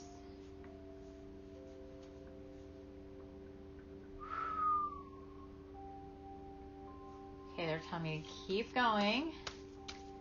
9 of Cups, 5 of Cups, the Blasted Tower, King of Pentacles in reverse, King of Swords, starting this off, Prince of the Chariots of the Wind, and Prince of the Chariot of Earth.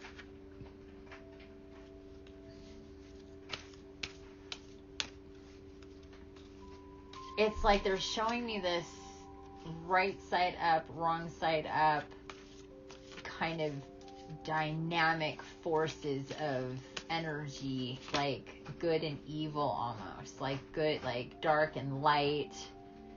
And so far, dark has been winning.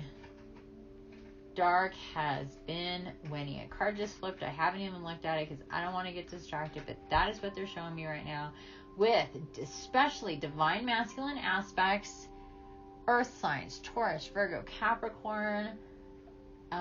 When it comes to certain deep aspects of this lifetime and certain like fundamental like divine masculine, like there's been these, like, of course in everybody's life there's these certain situations that come up that kind of have us go this way or that way, and so far in certain situations it's been more like leaning into the, like, with the dark, whatever that means for you. It could be with addiction to different things. It could be just being really dark and negative and closing off and shutting off to people or that sort of thing. And there's a lot of like twisting and turning action going on internally within the divine masculine for these signs. Not to say that this isn't something that isn't happening with the females as well, or divine feminine. It is, but it's like from a different perspective. It's from more of the watching perspective than the it being you perspective for the most part. So it's more like watching a divine masculine or divine masculines, possibly from that aspect, maybe close by, in some aspect, more like being a witness, I'm seeing. Okay, next card, I'm going to take a look at it.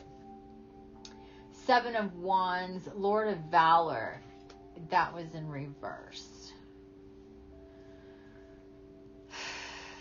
Reverse, Lord of Valor.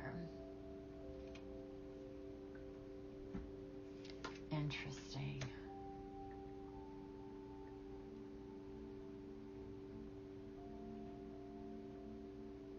So, Lord of Valor coming in after Lord of Loss and Pleasure. The 9 of Cups is the Lord of Material Happiness.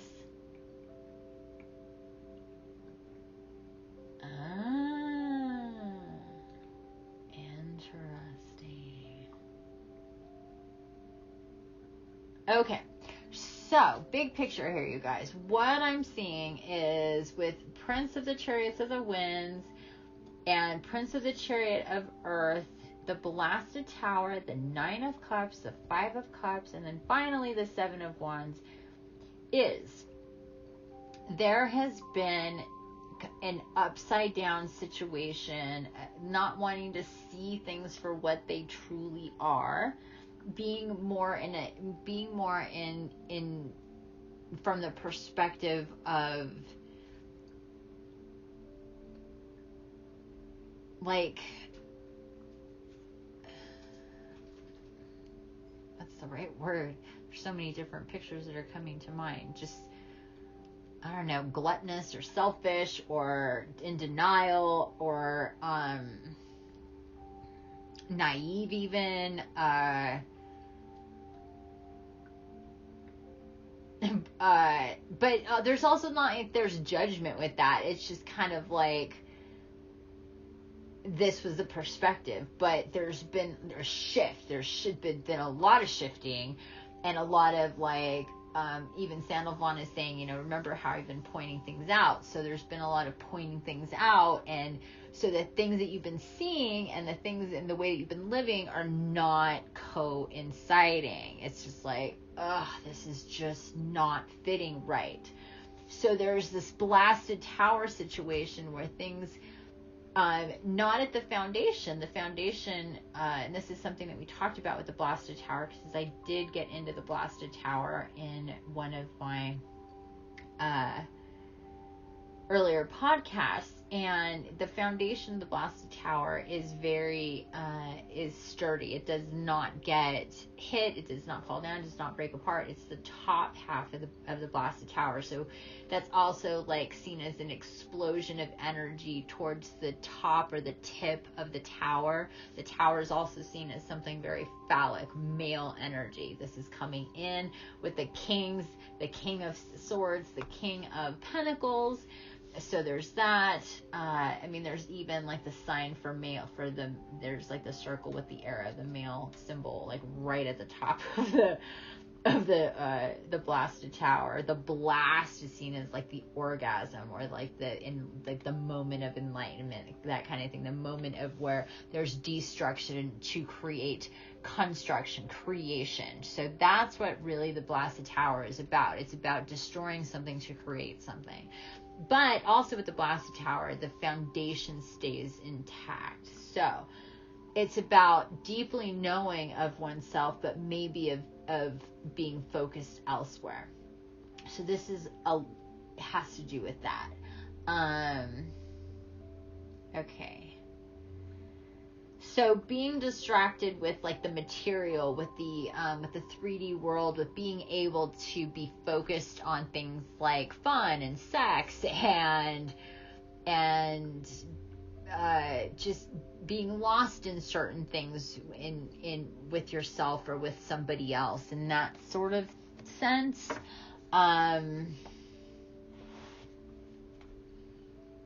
But that, what they're saying is that always comes to an end, because it's one of those things, it's escapism, it's like the movie is going to end. The play will be like the last line of the play will be said.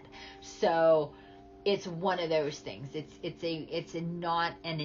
a finite amount of time that this is going to take place for before it turns over. And this Stargate is about turning it over.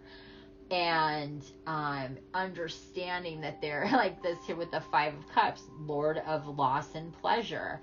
It's like, yeah, you know what?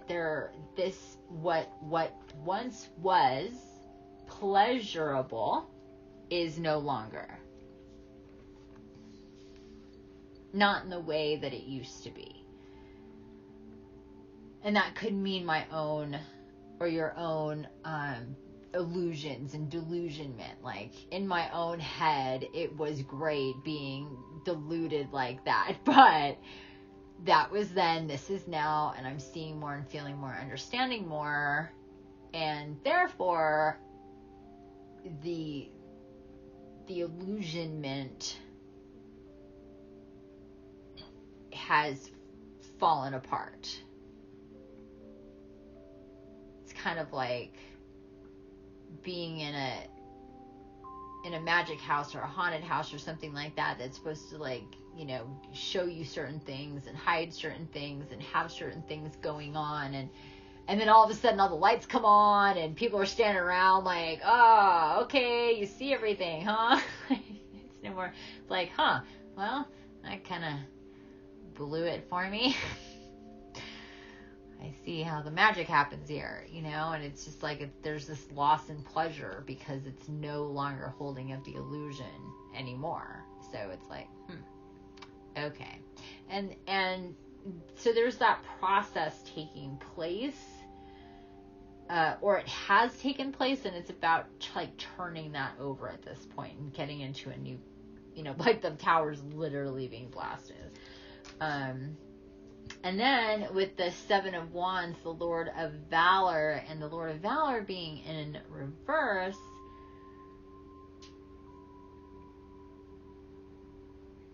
again, dominant male energy, and I'm being told we're going to read about this a little bit.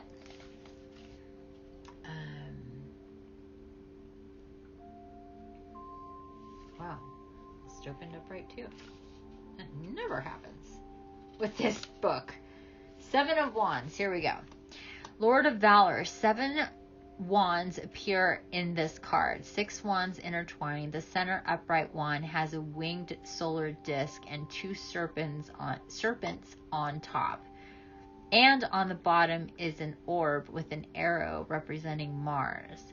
The crossed wands are topped by lingams and flowers. The lion's tails at the bottom of 2 of the wands represent Leo. Flames leap from the point of juncture of the wands. Above and below the wands are the symbol for Mars and Leo. Mars in Leo, 20 to 30 degrees. Angels Masahia and Lel Ahel. Overcoming opposition, reversed, obstacles, ignorance, pretense, wrangling, threats, minor victories. Okay. So,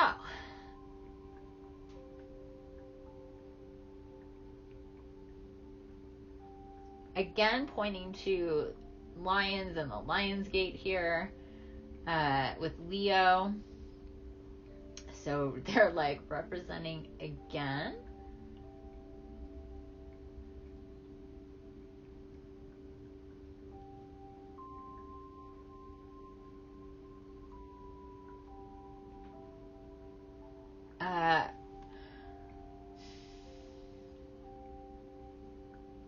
So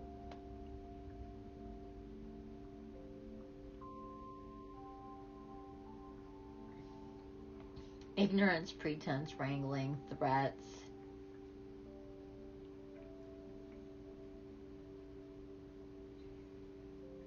So it's kind of like, it's like the nastiness that can be male energy.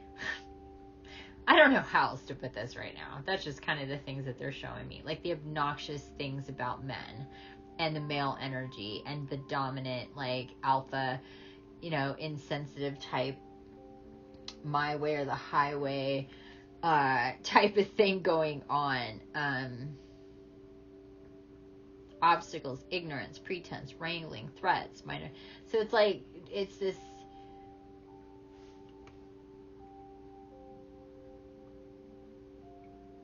yeah, that type of energy where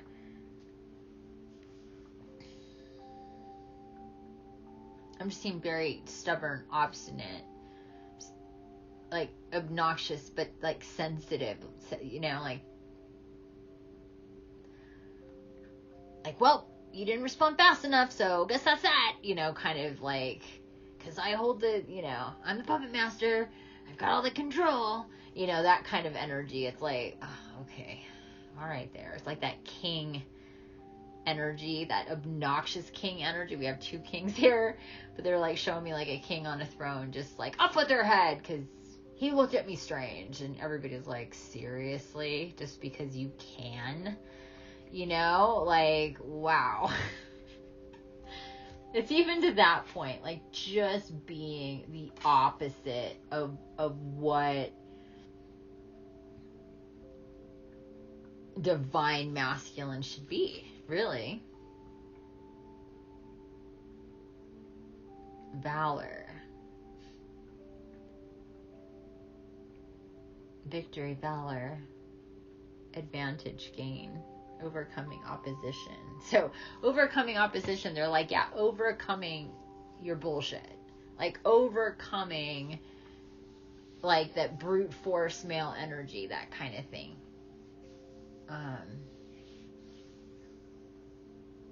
And seeing things more clearly and how things are connected, and truly that whole like type of energy is just it all stems from fear. So it's about clearing up a lot of that. That goes for the divine feminine as well, though, and how these aspects of divine masculine have affected us as divine feminine, because they most certainly have. It's like that story, like the Me Too thing. Everybody like all females can do Me Too all freaking day. So, somebody asked me once, like, have you been sexually harassed at work? And I was like, are you kidding me? Like, if I went to court every time I was sexually harassed at work, that's like what I would do for work, like all the time, like when I was in the workplace. Like, are you kidding me? Of course. Like, that's a like ridiculously silly question. Like, and all that means is like any female can say that. Like, seriously. And it gets, worse from there. So I think as females in the society that we're in right now and have been, and it is changing. It is. But there has been, for a lot of women for a very long time, serious male oppression against females. And there's a lot of ingrained trauma with that, and it continues to be, because sex trafficking is, and that's just not a male dominant thing. I mean, there's women involved in that too, for sure, but,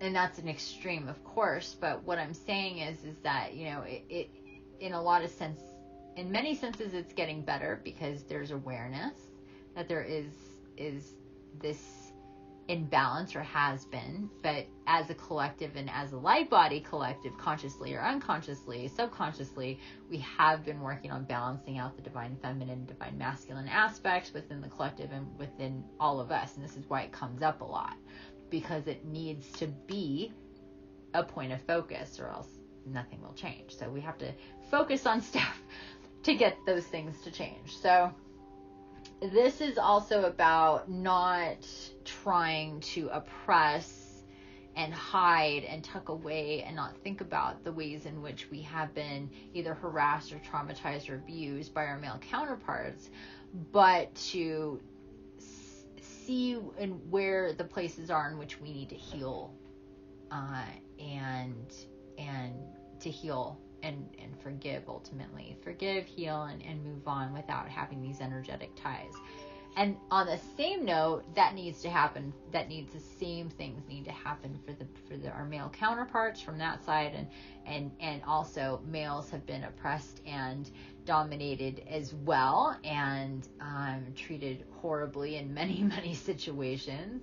I mean, we can all say there's been many more oppressors than there's been the collective who have been oppressed, male or female. So we can't just look at the females that have been oppressed and sexualized or hypersexualized and abused, because there's been a lot of male upon male oppression, sexually and intellectually, and just across the board in every way, which is very difficult for men to process and handle when there's more oppression upon them. So then it tends to have a trickle down effect. This is where we have abuses in the homes, and people abusing things like alcohol, and people having really rough lives, and all that kind of stuff. So it's all tied in, but it's all something that we need to think about so we can collectively get past and move past, and then individually, of course. So yeah, very heavy. It's like, holy shit. This is pretty heavy energy going on. But if there is a sign that can definitely or an element that can handle this type of heaviness, it's definitely Earth. It's definitely Earth signs, because there's just a different type of energy with Earth signs, and so there we go. This is definitely a time to open up, accept, again, Sandalspawn saying you have to open up, have to receive, have to let us help you through this. Open, there's going to be many gifts coming with all of this, and this is about, just getting stronger energetically and going through these processes of you know, outgrowing the old and stepping into the new, outgrowing getting out of the negative dominated energy and getting to the positive dominating energy. Like with the King of Wands, the King of Swords, Prince of the Chariots of the Winds, they don't really show you that here, but the way that it's shown to me is that there's just a lot of,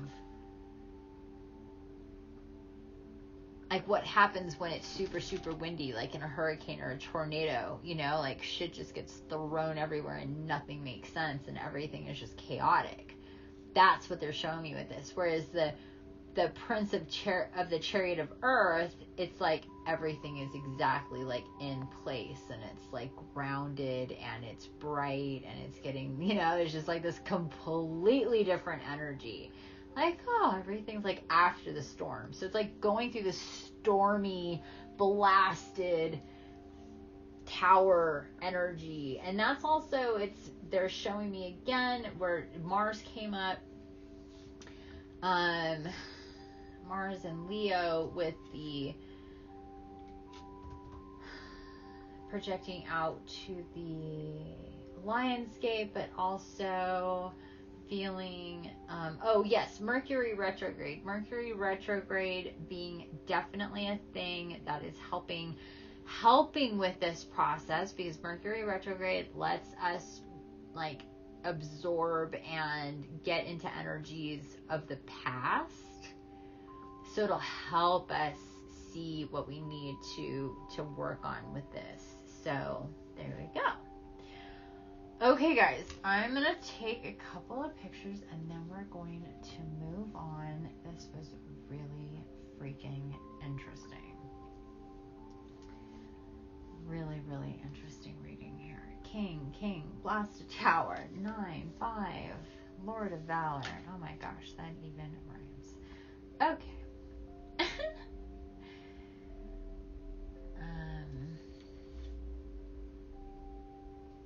trying to set these up here, so yeah, I guess it's gonna go like this. Might look weird, but I can't, when I try to move it in a different way at 2023 on the 3rd. Really? 2023. 8/23 on the 3rd, you guys.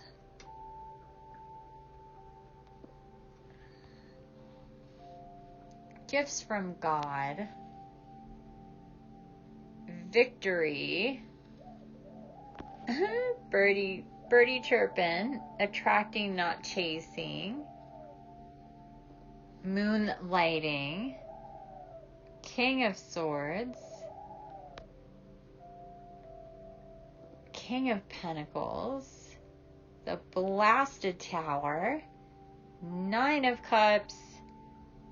5 of Cups. And last but not least, 7 of Wands. Lord of Valor. Well, there we go. That was fun.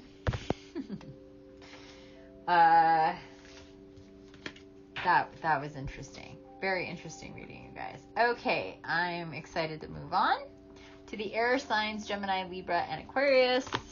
Yes, I have a cheat sheet. I have to think too hard if I don't have cheat sheet. There's too many signs and too many elements. It's just, if I could write it down, it's there and all that stuff. But why, when I can just look at it? Okay, so let's get the archangels over here. So we're moving on to air signs, you guys. Gemini, Libra, and Aquarius. Oh boy. Gemini, Libra, and Aquarius getting information for this Stargate for 3.3 coming in for our air signs.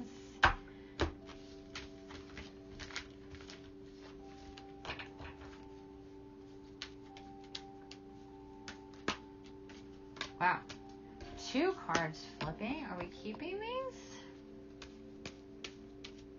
No. Okay. Still, even though the 2 cards fell out, they're saying no.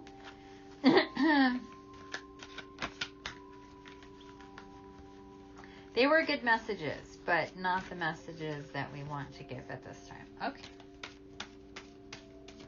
Oh, okay. They were like, you can say what it was, but we're not getting into them.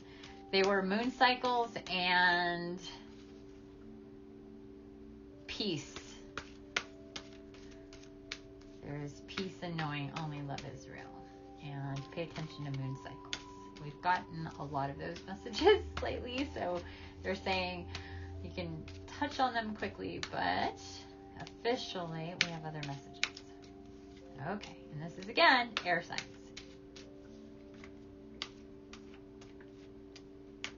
Ay.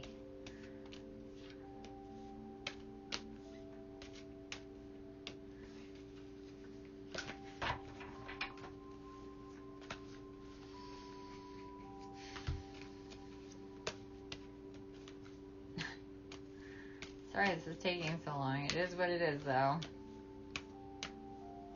Okay, here we go. Clear your space with Jophiel. Get rid of clutter. Clear your energy around you and use Feng Shui. That is great. Great. I've been doing that. Just instinctively these last few days. Just cleaning where I haven't cleaned. Just, it's freaking amazing. Inside and outside, you guys. If you have not gotten there and done that, you're gonna get this bug.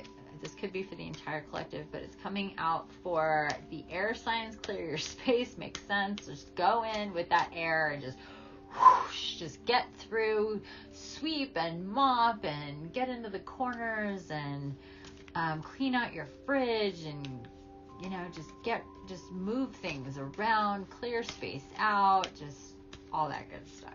Yeah, it's gonna feel amazing, she says.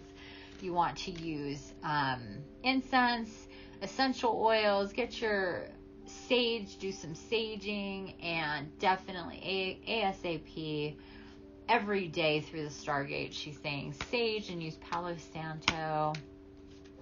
I was guided to get Himalayan rock salt. I got a bunch of Himalayan rock salt, huge pieces of Himalayan rock salt. I'm going to take some pictures and put those. There's the next card. Okay, apparently this needed to come out. You're very funny. Peace is knowing only love is real with Archangel Shamuel. So you're funny. Shamuel coming in with peace comes from remembering that only love is real. He says, and you're going to read about it. Okay. Here we go. Hilarious. Oh, and I just flipped to moon cycles. That's so funny. Peace. Look past the surface of this situation and see the underlying truth that everyone involved is a child of God filled with love. By focusing upon this truth, you elicit loving behavior and solutions. Even though appearances may seem otherwise, trust that a higher wisdom is in charge. Love is the only power that exists, and its light shines away any seeming darkness. Hold the intention to look for examples of this light within yourself and others, and you'll have more light in your mind, heart, thoughts, and life. This knowledge is the foundation of peace. And working with Archangel Shamuel, when you wish to feel more centered, calm, and peaceful, call upon Shamuel. He's the Archangel of personal and global peace. He's very kind, loving, and sweet, and he'll evoke a pleasant feeling of excitement when he works with you. Know that Shamuel sees your true qualities and loves you unconditionally. Aw, how sweet is that? Shamuel, such a sweetie. I love that. So,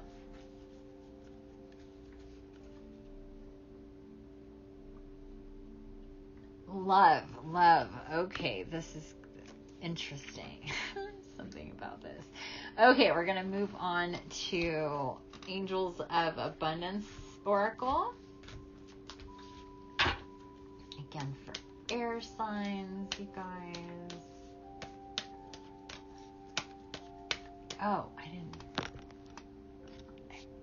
paid attention to the time, I think, but I need to pay attention to the time stamp of, I think we were like at 85 minutes or something like that. We started this. It was around there. I'm not good at doing timestamps. I just move too quickly.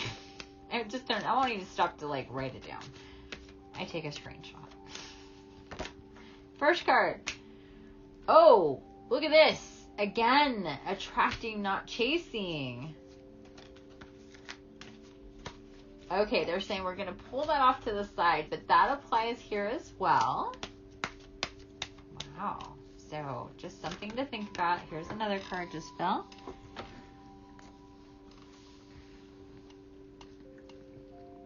I can find it down there. Cooperation instead of competition. Very good. Very good. Cooperation instead of competition. Let's get our second card here. But yeah, we had attracting, not chasing coming out for, I believe it was fire signs? Yeah. So.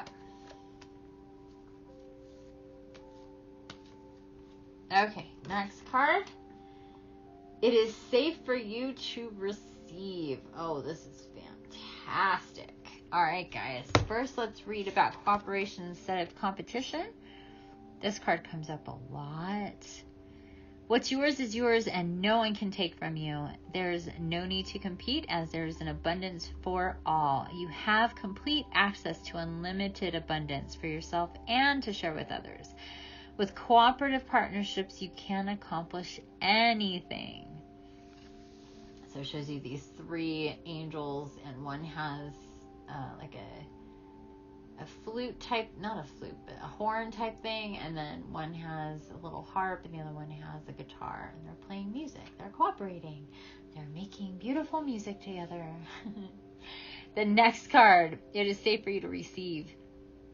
The more you allow yourself to receive, the more resources you have available to share with others. Open your arms to receive and be a conduit for good coming to you and through you as it blesses the world.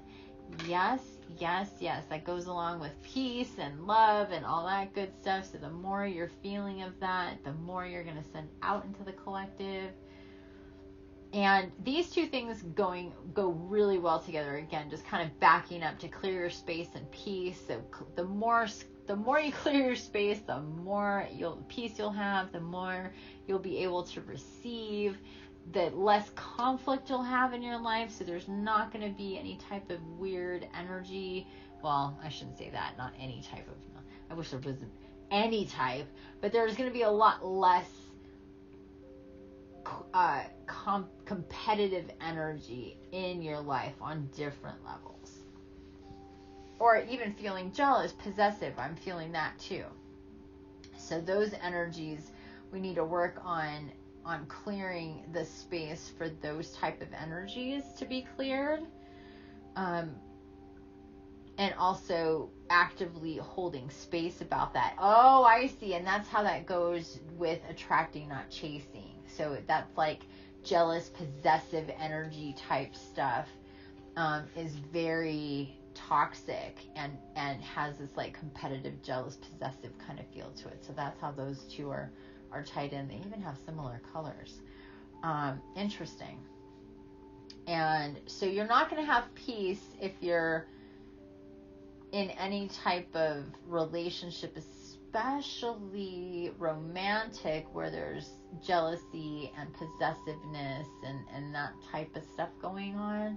So we're talking about more about clearing space in that regard as well, under just needing to do healing work. If this is a theme in your life, needing to do healing work about this, or sending that type of energy, that healing peaceful, loving energy to people who have this problem or have had this problem that you need to heal from. So if you're on the receiving side of somebody being possessive, jealous, having issues with trust, being accusatory, things like that, acting out because they, say or thought or that you did, causing a lot of friction in relationships. I've had a lot of that in my life, so I very much can relate to this, and having those types of dynamic situations where jealousy plays a big part in possession and all that kind of stuff, and at like irrational behavior. So, and that could be both for the male dominant or the divine masculine or the divine feminine.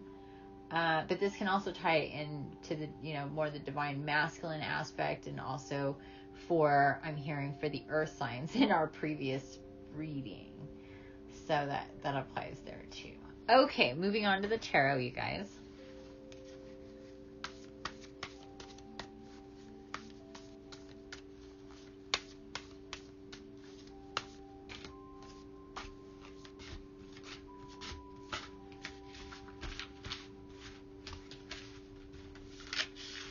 Okay, just kind of clearing out these cards, getting information for the air signs, for the Stargate.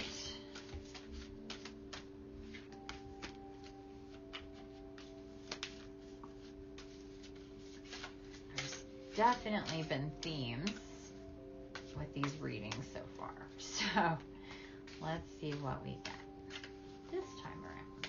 There usually is. That's why we do them this way. And people also, I think, really gravitate to the readings that are for elements and signs.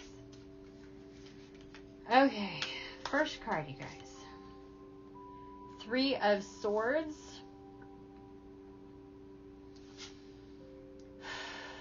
3 of Swords in reverse. And that is Lord of Sorrow. Lord of Sorrow in reverse. Interesting. Making sense so far with the cards we got before that. 9 of Pentacles. Lord of Material Gain in reverse.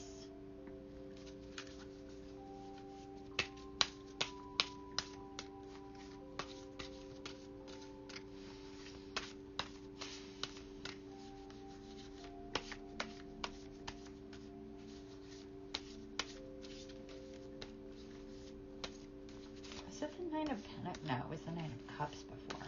Now we have the 9 of Pentacles. Interesting.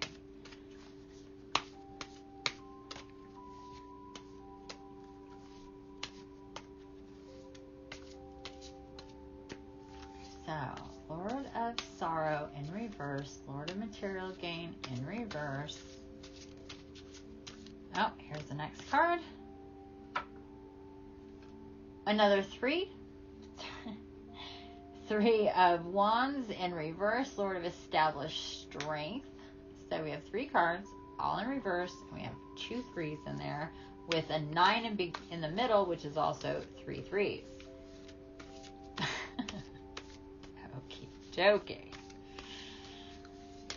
Oh, there's the next card, just filling mine up. What is it? 2 of Cups, Lord of Love, in reverse. Next card.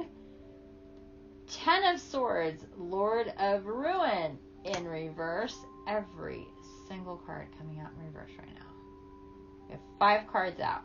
3 of Swords, 9 of Pentacles, 3 of Wands, 2 of Cups, 10 of Swords. Interesting.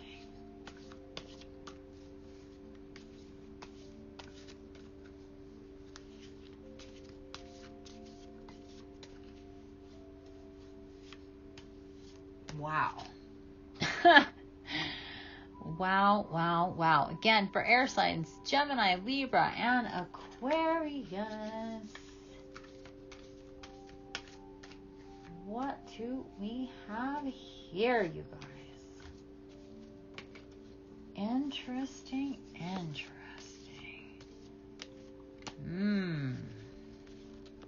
Starting to get some info. And we have a card. Another card in reverse. Knight of Cups. Lord of Waves and Waters. Knight of Cups in reverse. Every single one of these cards showing up in reverse. You guys. Oh my goodness gracious. Right now. Wow. Okay.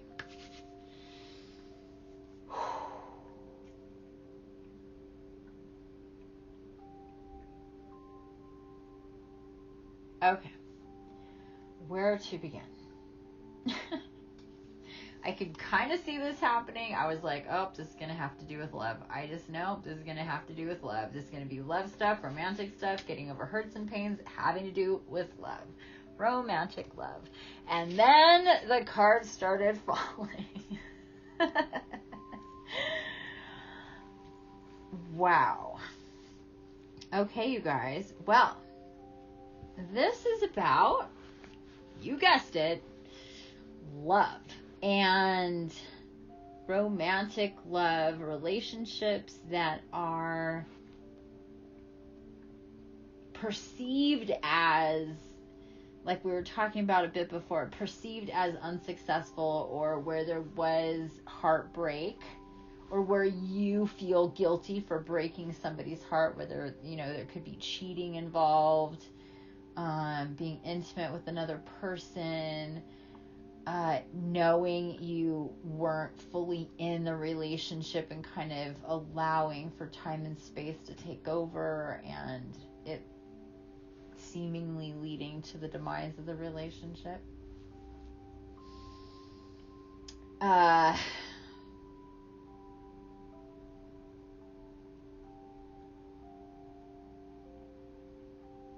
The Two of Cups with Lord of Love in reverse.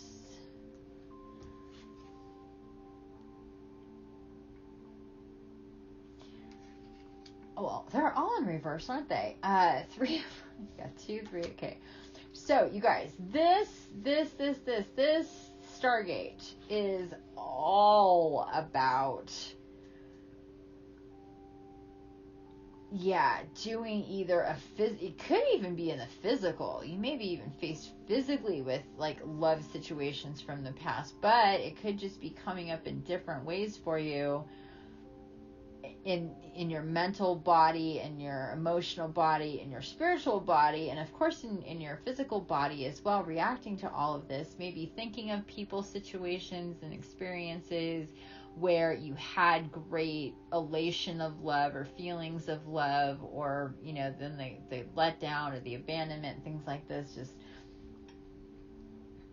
it's interesting with the Three of Swords in reverse and then the Three of Wands in reverse, how with the Three of Swords in reverse, the swords are facing down, and like all the hands are coming down, like it's going like down, but that's, in reality, it's facing up, but because they're in reverse, they're facing down. And then with the Three of Wands, they're normally facing down, right? Because they're going into the earth, whereas swords is air going up, but they're in reverse. So Three of Wands is going up, and Three of Swords is going down.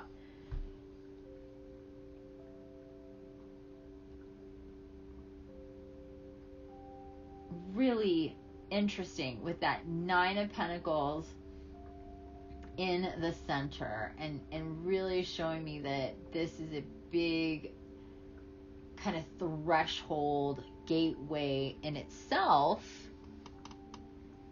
to get past these big time, and this could be for everybody in the whole collective, not just the air signs, you guys, but it is stronger. This is what the air signs are probably more dealing with a little bit more on different levels, having these big, huge shake up and breakups, or things involving love, and this could be, like I said, feels like it's really leaning more into the romantic type love, but this could be just love in general, like familiar friendship love, that kind of stuff as well. Definitely hurts and pains when it comes to love of any type this is talking to, but a bit more centric possibly in like romantic love. So just kind of look at all of it, because all of it is getting an eye. 9 eyes I'm being shown here.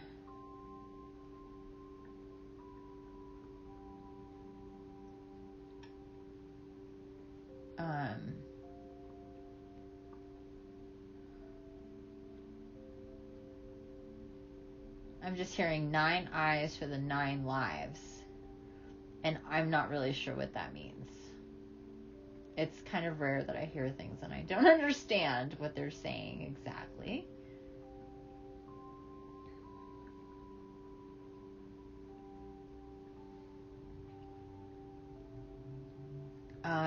But it's about also female dominant energy, whereas with Earth it was the kings and that kind of energy, the male energy needing to specifically like that information.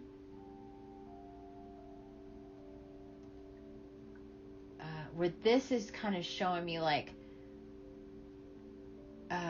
okay, like the 9 eyes of the 9 oracle of the, like, the divine feminine. Like if you could imagine like 9 psychic goddesses all looking or all receiving, I guess that's what they're showing me.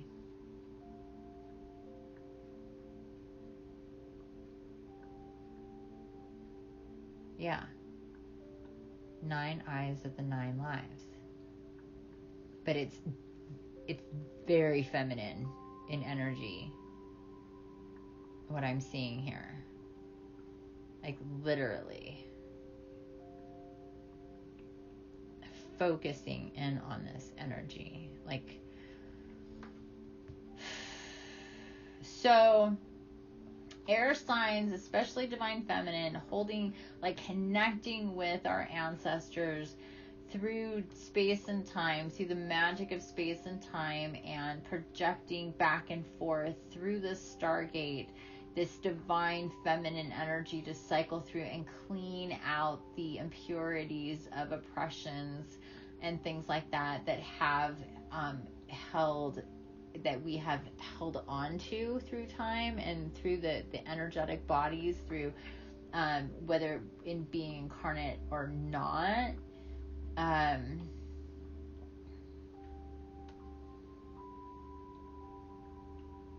All of these, they're saying, remember, all of these cards are upside down. They're in reverse. We're mirroring through space and time with this energy to help clear and heal these any hurts and pains that come associated with love. They're saying again.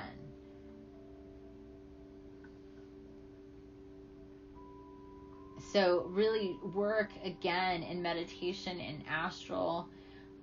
Go back to that. Listen again to the first reading. They're saying when we talk about what it means to go into meditation, because if you go into meditation, especially with the energy, thinking of the Knight of Cups, the Lord of Waves and Waters, this is very healing and clearing energy.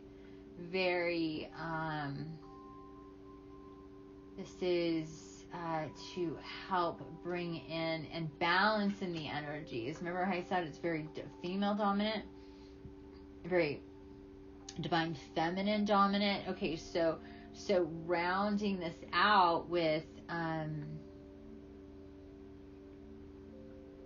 getting past what could have been what we describe as unsuccessful, a failure, a ruined relationship, any of that kind of stuff, and needing to clear out and wash all that away that is associated with love, and using the male energy with this, the Knight of Cups, the Lord of Waves and Waters. So we're going to read about the Lord of Waves and Waters, the Knight of Cups.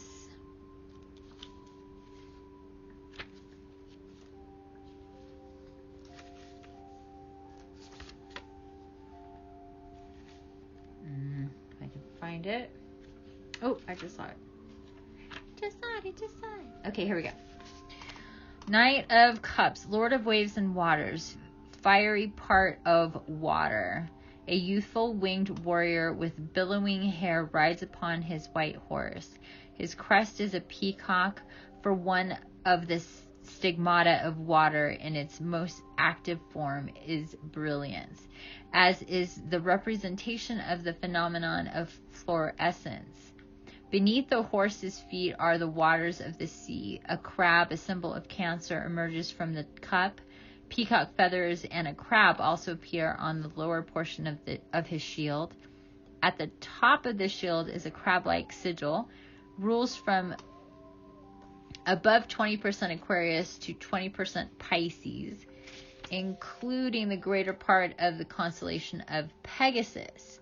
Meanings: grateful, poetic, enthusiastic, if aroused, Venusian, indolent, a proposal, and reversed, untruthful, sensual, idle, subtlety, artifice. Okay.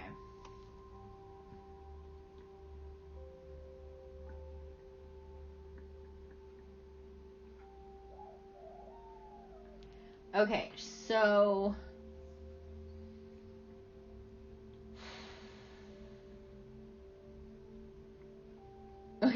they're basically showing me how, you know, when you know somebody or you see a situation, like a romantic situation, where you're just like, what is happening? Like, what are they thinking? Like, there's no way this is going to work long term.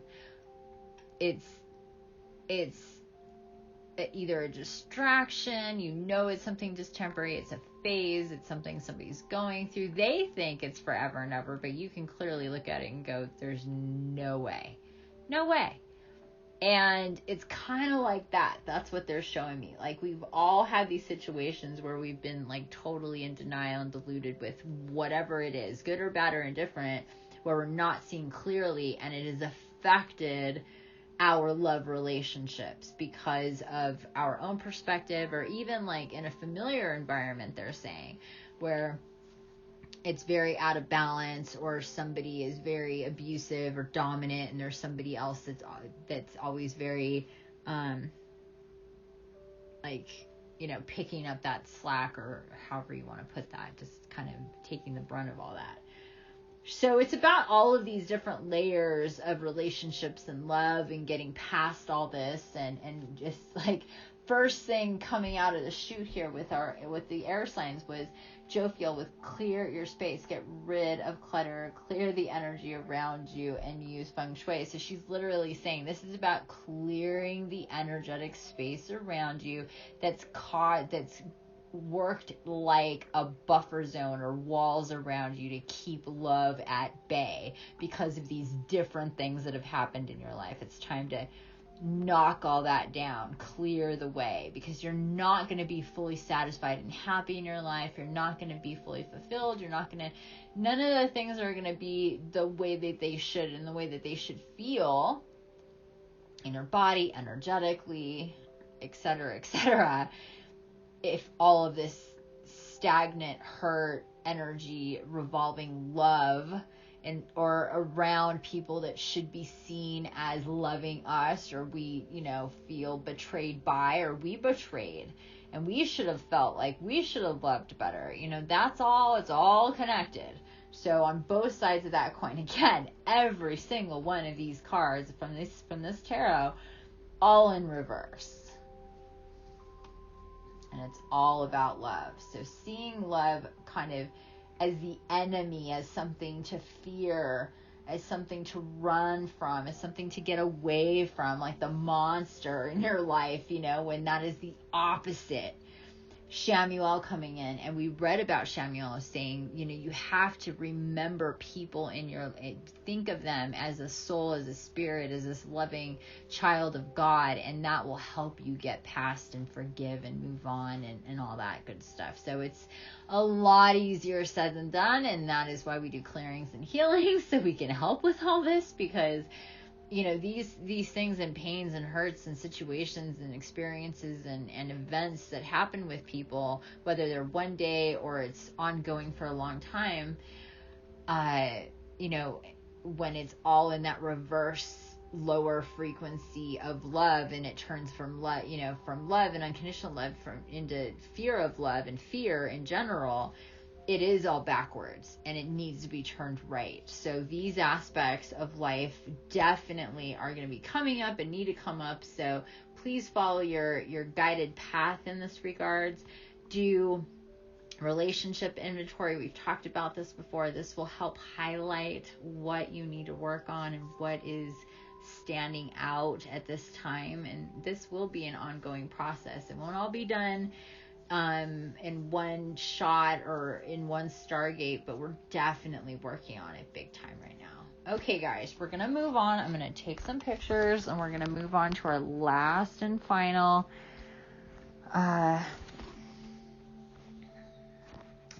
reading, which is for water, the water signs. So we're going to go past these cards again. It is safe for you to receive. So again, it is safe to love. Remember that. It is safe to love. Clear your space. I think I'm doing this out of order, but oh. Doesn't matter. Peace, Shamuel. Remembering only love is real. Remember, he popped up in the beginning, then again. Or he's like, oh no, we're going to talk about some other stuff. And it ended up, no, we're going to talk about this exact thing. Love. Just that little topic.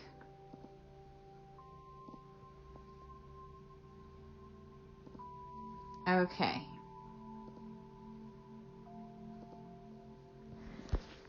Holy moly. 116 minutes and 16 seconds. Interesting numbers to look at right when I got done taking pictures. I am plowing through here, you guys. This has been really interesting. Always is with the cards. Always, always, always, always. Okay, so we're moving on, you guys. Water signs. Water signs for the Light Body Collective for the 3.3 Stargate and beyond. We've gotten very specific information so far in this regard, you guys, for fire, earth, air, and now water signs. And our water signs, Cancer, Scorpio, and Pisces. Starting with the Archangel Oracle. I start with the Archangel Oracle a lot just because I tend to set a certain tone. I'm always guided to start with them. Not always, but almost always, if they're in play.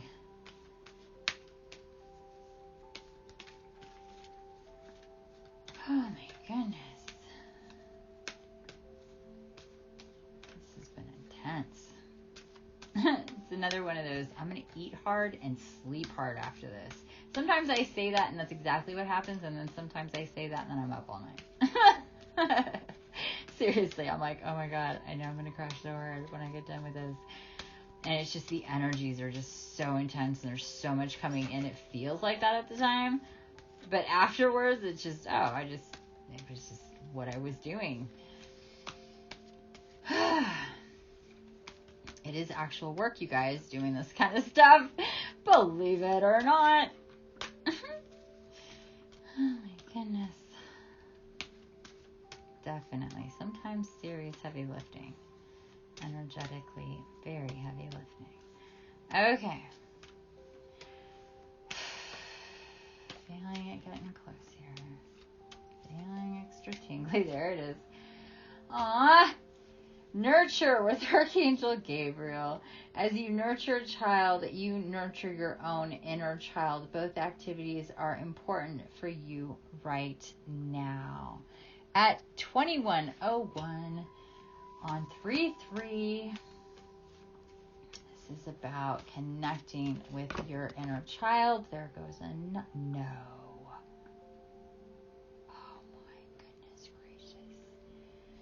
Well, like we had 2 Sandalphons, right now we have 2 Gabriel.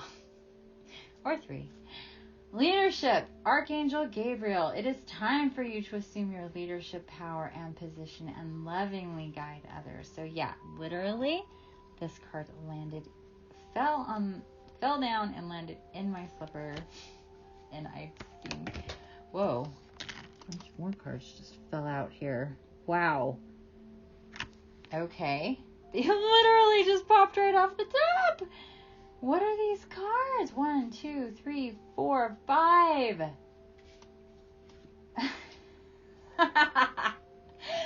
Third Archangel Gabriel card. Creative writing. Make time to write down your thoughts in a journal, pen, or article, or book. So more writing. I'm hearing blogging, automatic writing, creative writing. Holy shit. We're going to keep all these cards for this last reading, you guys. Hearing all of it, feeling all of it right now. And literally, they all popped off the top. It was wild. Just okay. Outdoors with Archangel Jophiel. Go outside, get some fresh air, and connect with nature to relieve stress and gain new creative ideas. You've been thinking about the ocean and water, and it's getting warmer, springtime, whatever. Please start considering manifesting for yourself a beautiful trip to the ocean if you're not near the ocean. She's showing me ocean for the summertime possibly. Or the winter, taking a trip to someplace like Hawaii in the winter, like having like maybe the whole year to plan and save for this, but to make it a priority. It is necessary, and speaking directly to me, yours truly, because that is something I need in my life. Passion, Archangel Haniel, trust and follow your renewed passion for your love life and career. Next, where is this one going? Okay, there. Next, Indigo and Crystal Children. With Archangel Metatron, you have a bond with children in particular and can help children who are sensitive. So here we are coming up twice with children, with Gabriel and with Metatron. With leadership, we have also backing up Gabriel with Haniel, with trust and follow your renewed passion for your love life and career. And then for chakra clearing, Archangel Metatron, call upon me to clear and open your chakras using sacred geometric shapes. Okay. So I have a feeling the rest of this is going to be possibly about connecting with children or childhood type experiences and creative forces, psychic forces, stuff like this. So without further ado, you guys, oh my goodness, getting into it deeply for the water signs at 22:32 into our reading. Sorry, 1:22:32. 122 minutes. Oh my god, this is so long. But we are doing 4 deep readings here, so it could have been longer, I guess. A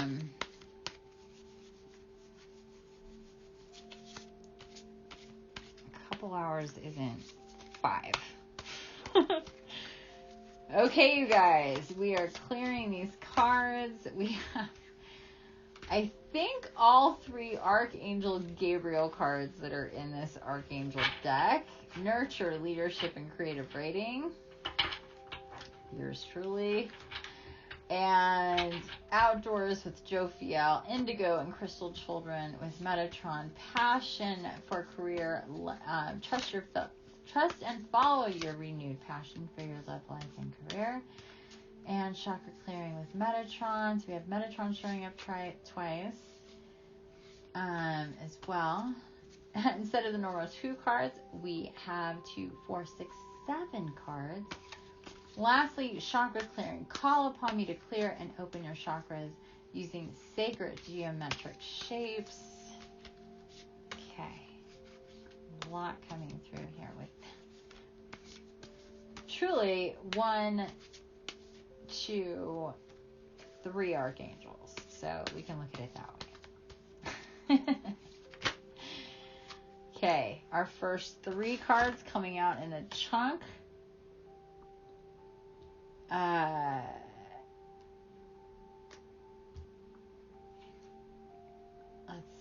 Okay, so first card, all of these cards are in reverse, by the way.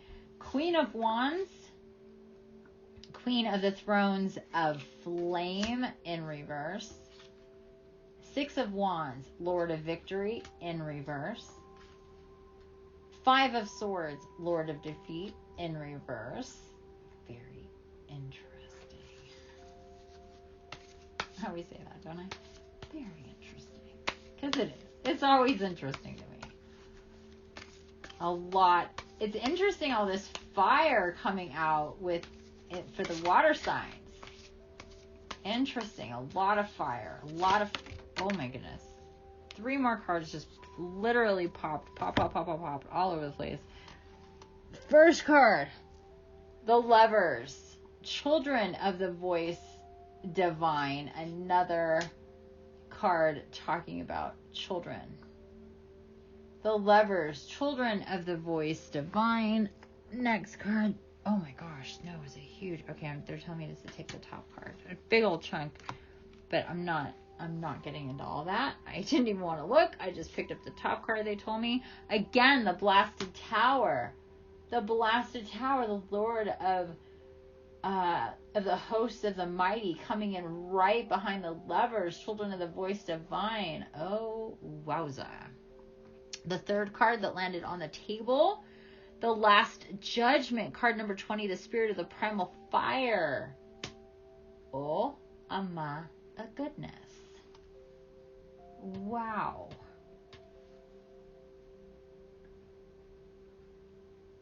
Wow. So much fire energy with this, for the water signs, you guys. Interesting. Serious,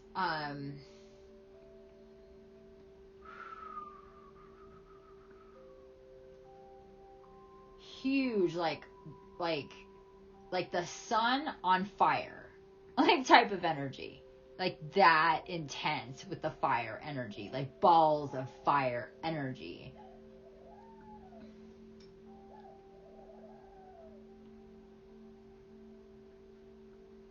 Oh, this is definitely about psychic connection.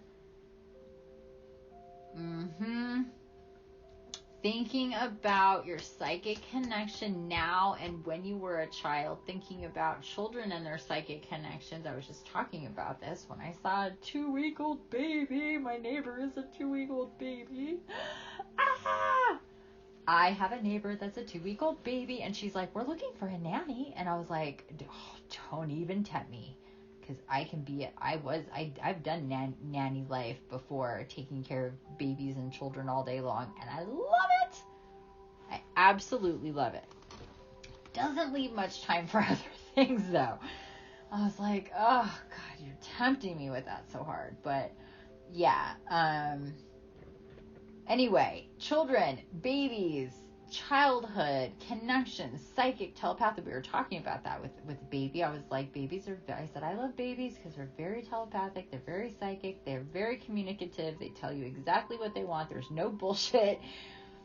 They're loving and affectionate. They're the fucking best. They're the best. Babies are the best. I'm sorry. They're the best. The best of everything are babies. And babies and children, but babies are the best. Seriously, I can't with babies. Okay.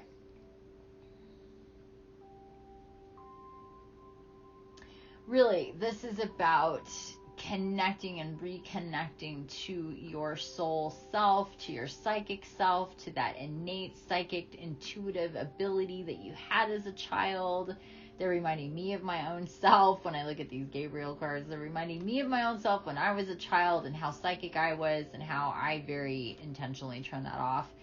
And how I even forgot about that. And eventually I was shown and remembered a whole lot of things. But, yeah, this is about being like in that state of childlike love and passion for life, as hopefully we had as children, even though a lot of us did have very difficult childhoods.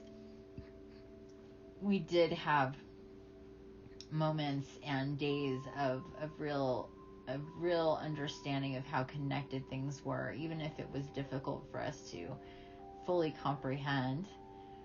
But we also had a lot of earth-shattering events that kind of took us away from that magic. And this is about getting back into the magic. And so it's interesting that this is the last reading with the water signs, but I'm also being shown that because of the nature of this really is for everybody. Everybody's been a child. Everybody's gone through this. We're just, maybe these water signs are doing this a bit more for the collective, kind of holding this space a little bit more, but this is really something to think about for all of us. Same for all, I mean, all of these readings, you can, definitely go back and forth, and you can pick a little bit from all of these for your own life would probably be the best thing to do, because they're all really interesting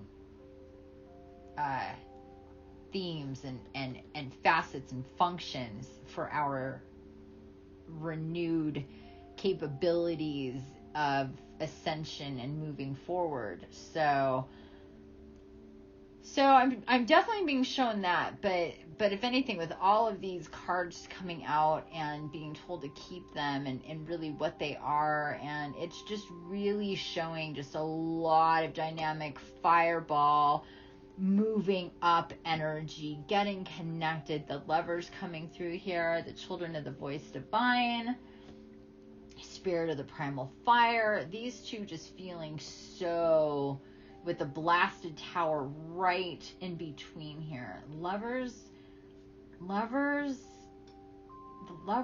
blasted tower, the last judgment, the spirit of the primal fire. Yeah, this is big time.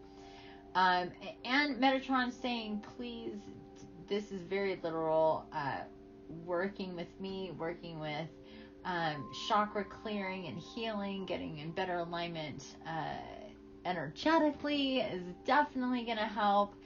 Reconnecting, and you just really have to take yourself back into different moments of when you were a child, and when you were connected spiritually, when you were connected to magic, when you felt the angels or Jesus or Mother, Father, God or Gaia or the fairies or the dragons, or any of the beautiful mystical divine beings that we can connect to as children much more easily than adults. So take yourself there, they're telling me, and really work on remembering those things and trying to spark that up within you now, even more so, even if you are super connected and really in tune and intuitive and all that good stuff. You really, it's time to kind of boomerang back to the beginning so you can be stronger in the now, is what they're showing me. Really, for me to convey and for you to understand that on that level. It's about, and going outdoors, Jophiel is saying going outdoors will help with that. And hopefully it's getting warm where you live. I mean, I don't know. It is and it isn't here. Yesterday it snowed and it was sunny. Today was beautiful and warm out. I don't know what the heck is going on. But I knew we were going to get more snow, but it was just a really weird day. With snow in the morning, and then, like, I don't know, it's just bizarre. But anyway, as far as temperatures, hopefully are going to be warmer to enjoy outside more in the night and in the day. And again, I'm also being told this is also about the now and children who are here now and babies who are here now, and to really working in cultivating their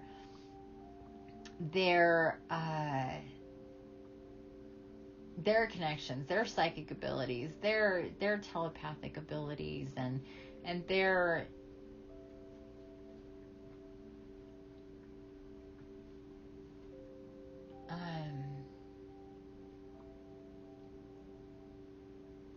and keeping all that alive and cultivated and growing and evolving instead of shutting down like it was for us.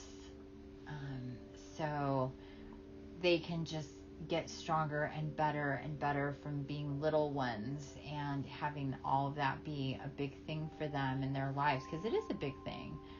Children of the voice divine, yes indeed. So we just need to deconstruct again, reconstruct with the Lord of the hosts of the mighty, children of the voice divine, and the spirit of the primal fire, and also with the queen of the thrones of flame. So again, a lot of fire coming in here, a lot of passion, even Haniel here with trust and follow your renewed passions for your love life and career, for your own self, for your own abilities, for your own life, for your own soul story. Just so much fire energy, creative energy, creator energy, Stargate energy, big time. And this is about connecting, reconnecting with yourself, with your soul self,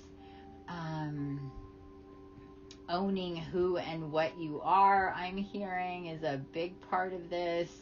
And knowing that from a very young age, for many of us, just kind of knowing as light workers, if we want to all, get under that grouping of light workers, just knowing any light worker I've ever talked to has been like, yeah, life has been very weird for me, different than a lot of my, counterparts as children growing up and stuff. And that's a very universal theme for light workers. And so it's about really reconnecting on that level. So connecting with children, if children or babies or any of that business is in your world, definitely work with them for that. This is coming up twice here with nurture and with indigo and crystal children. Creative energies are really big with children. They're super creative. They're super tuned in. They're little conduits of divine information coming through. So that's big time, and we can tap into that as well with our creative writing and art and all that. And we can tap in with that even better if we're clear and we're healed and all that. So again, tapping with Metatron, working with clearing your chakras, doing art with sacred geometry. We have done that in the past. So if you have not yet drawn your own Metatron's cube, I suggest you do it. It's quite the exercise. It's not easy, but it's definitely worth it to draw your own Metatron's cube. That'll help you connect as well. Holy moly. And let's see if I'm getting anything else. Hold on. So, of course, ironically enough, they're saying with all of this fire energy, all of this passion energy, and all of this, quick moving, fire is very dynamic, and of course, it can really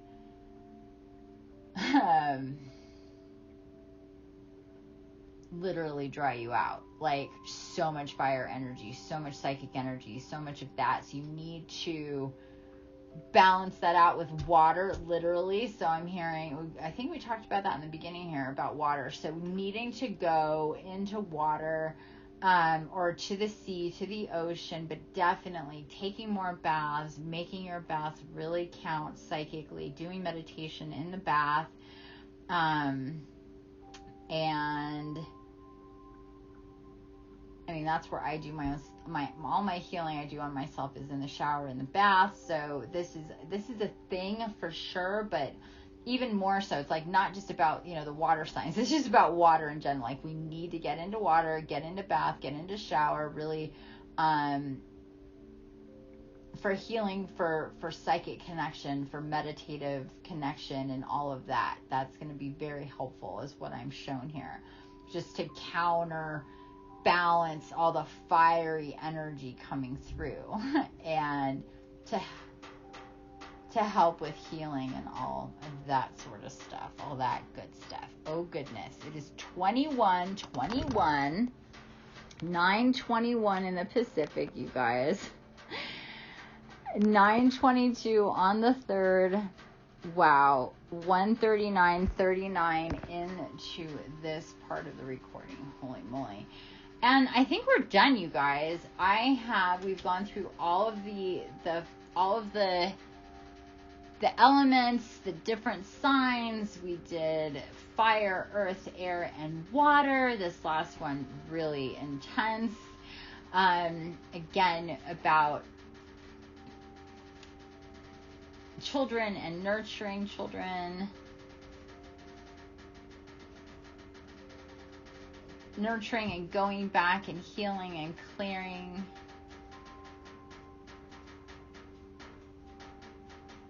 Sorry about my heater.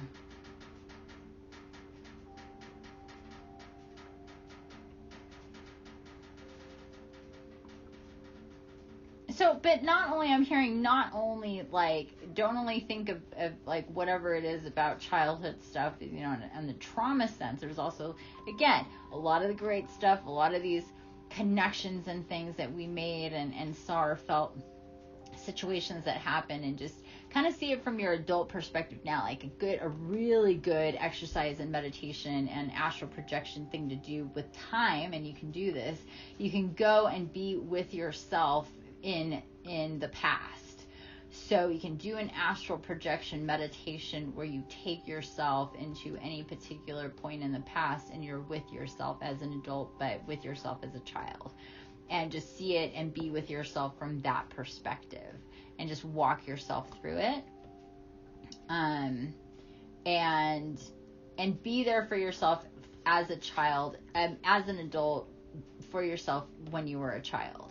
So you'll feel really super safe, obviously, and you can call upon any of the archangels to be with you if you'd like that as well, and just take yourself to that place, and then explain things, and then be and see it from that perspective, and then merge those two energies together, you from then and you from now.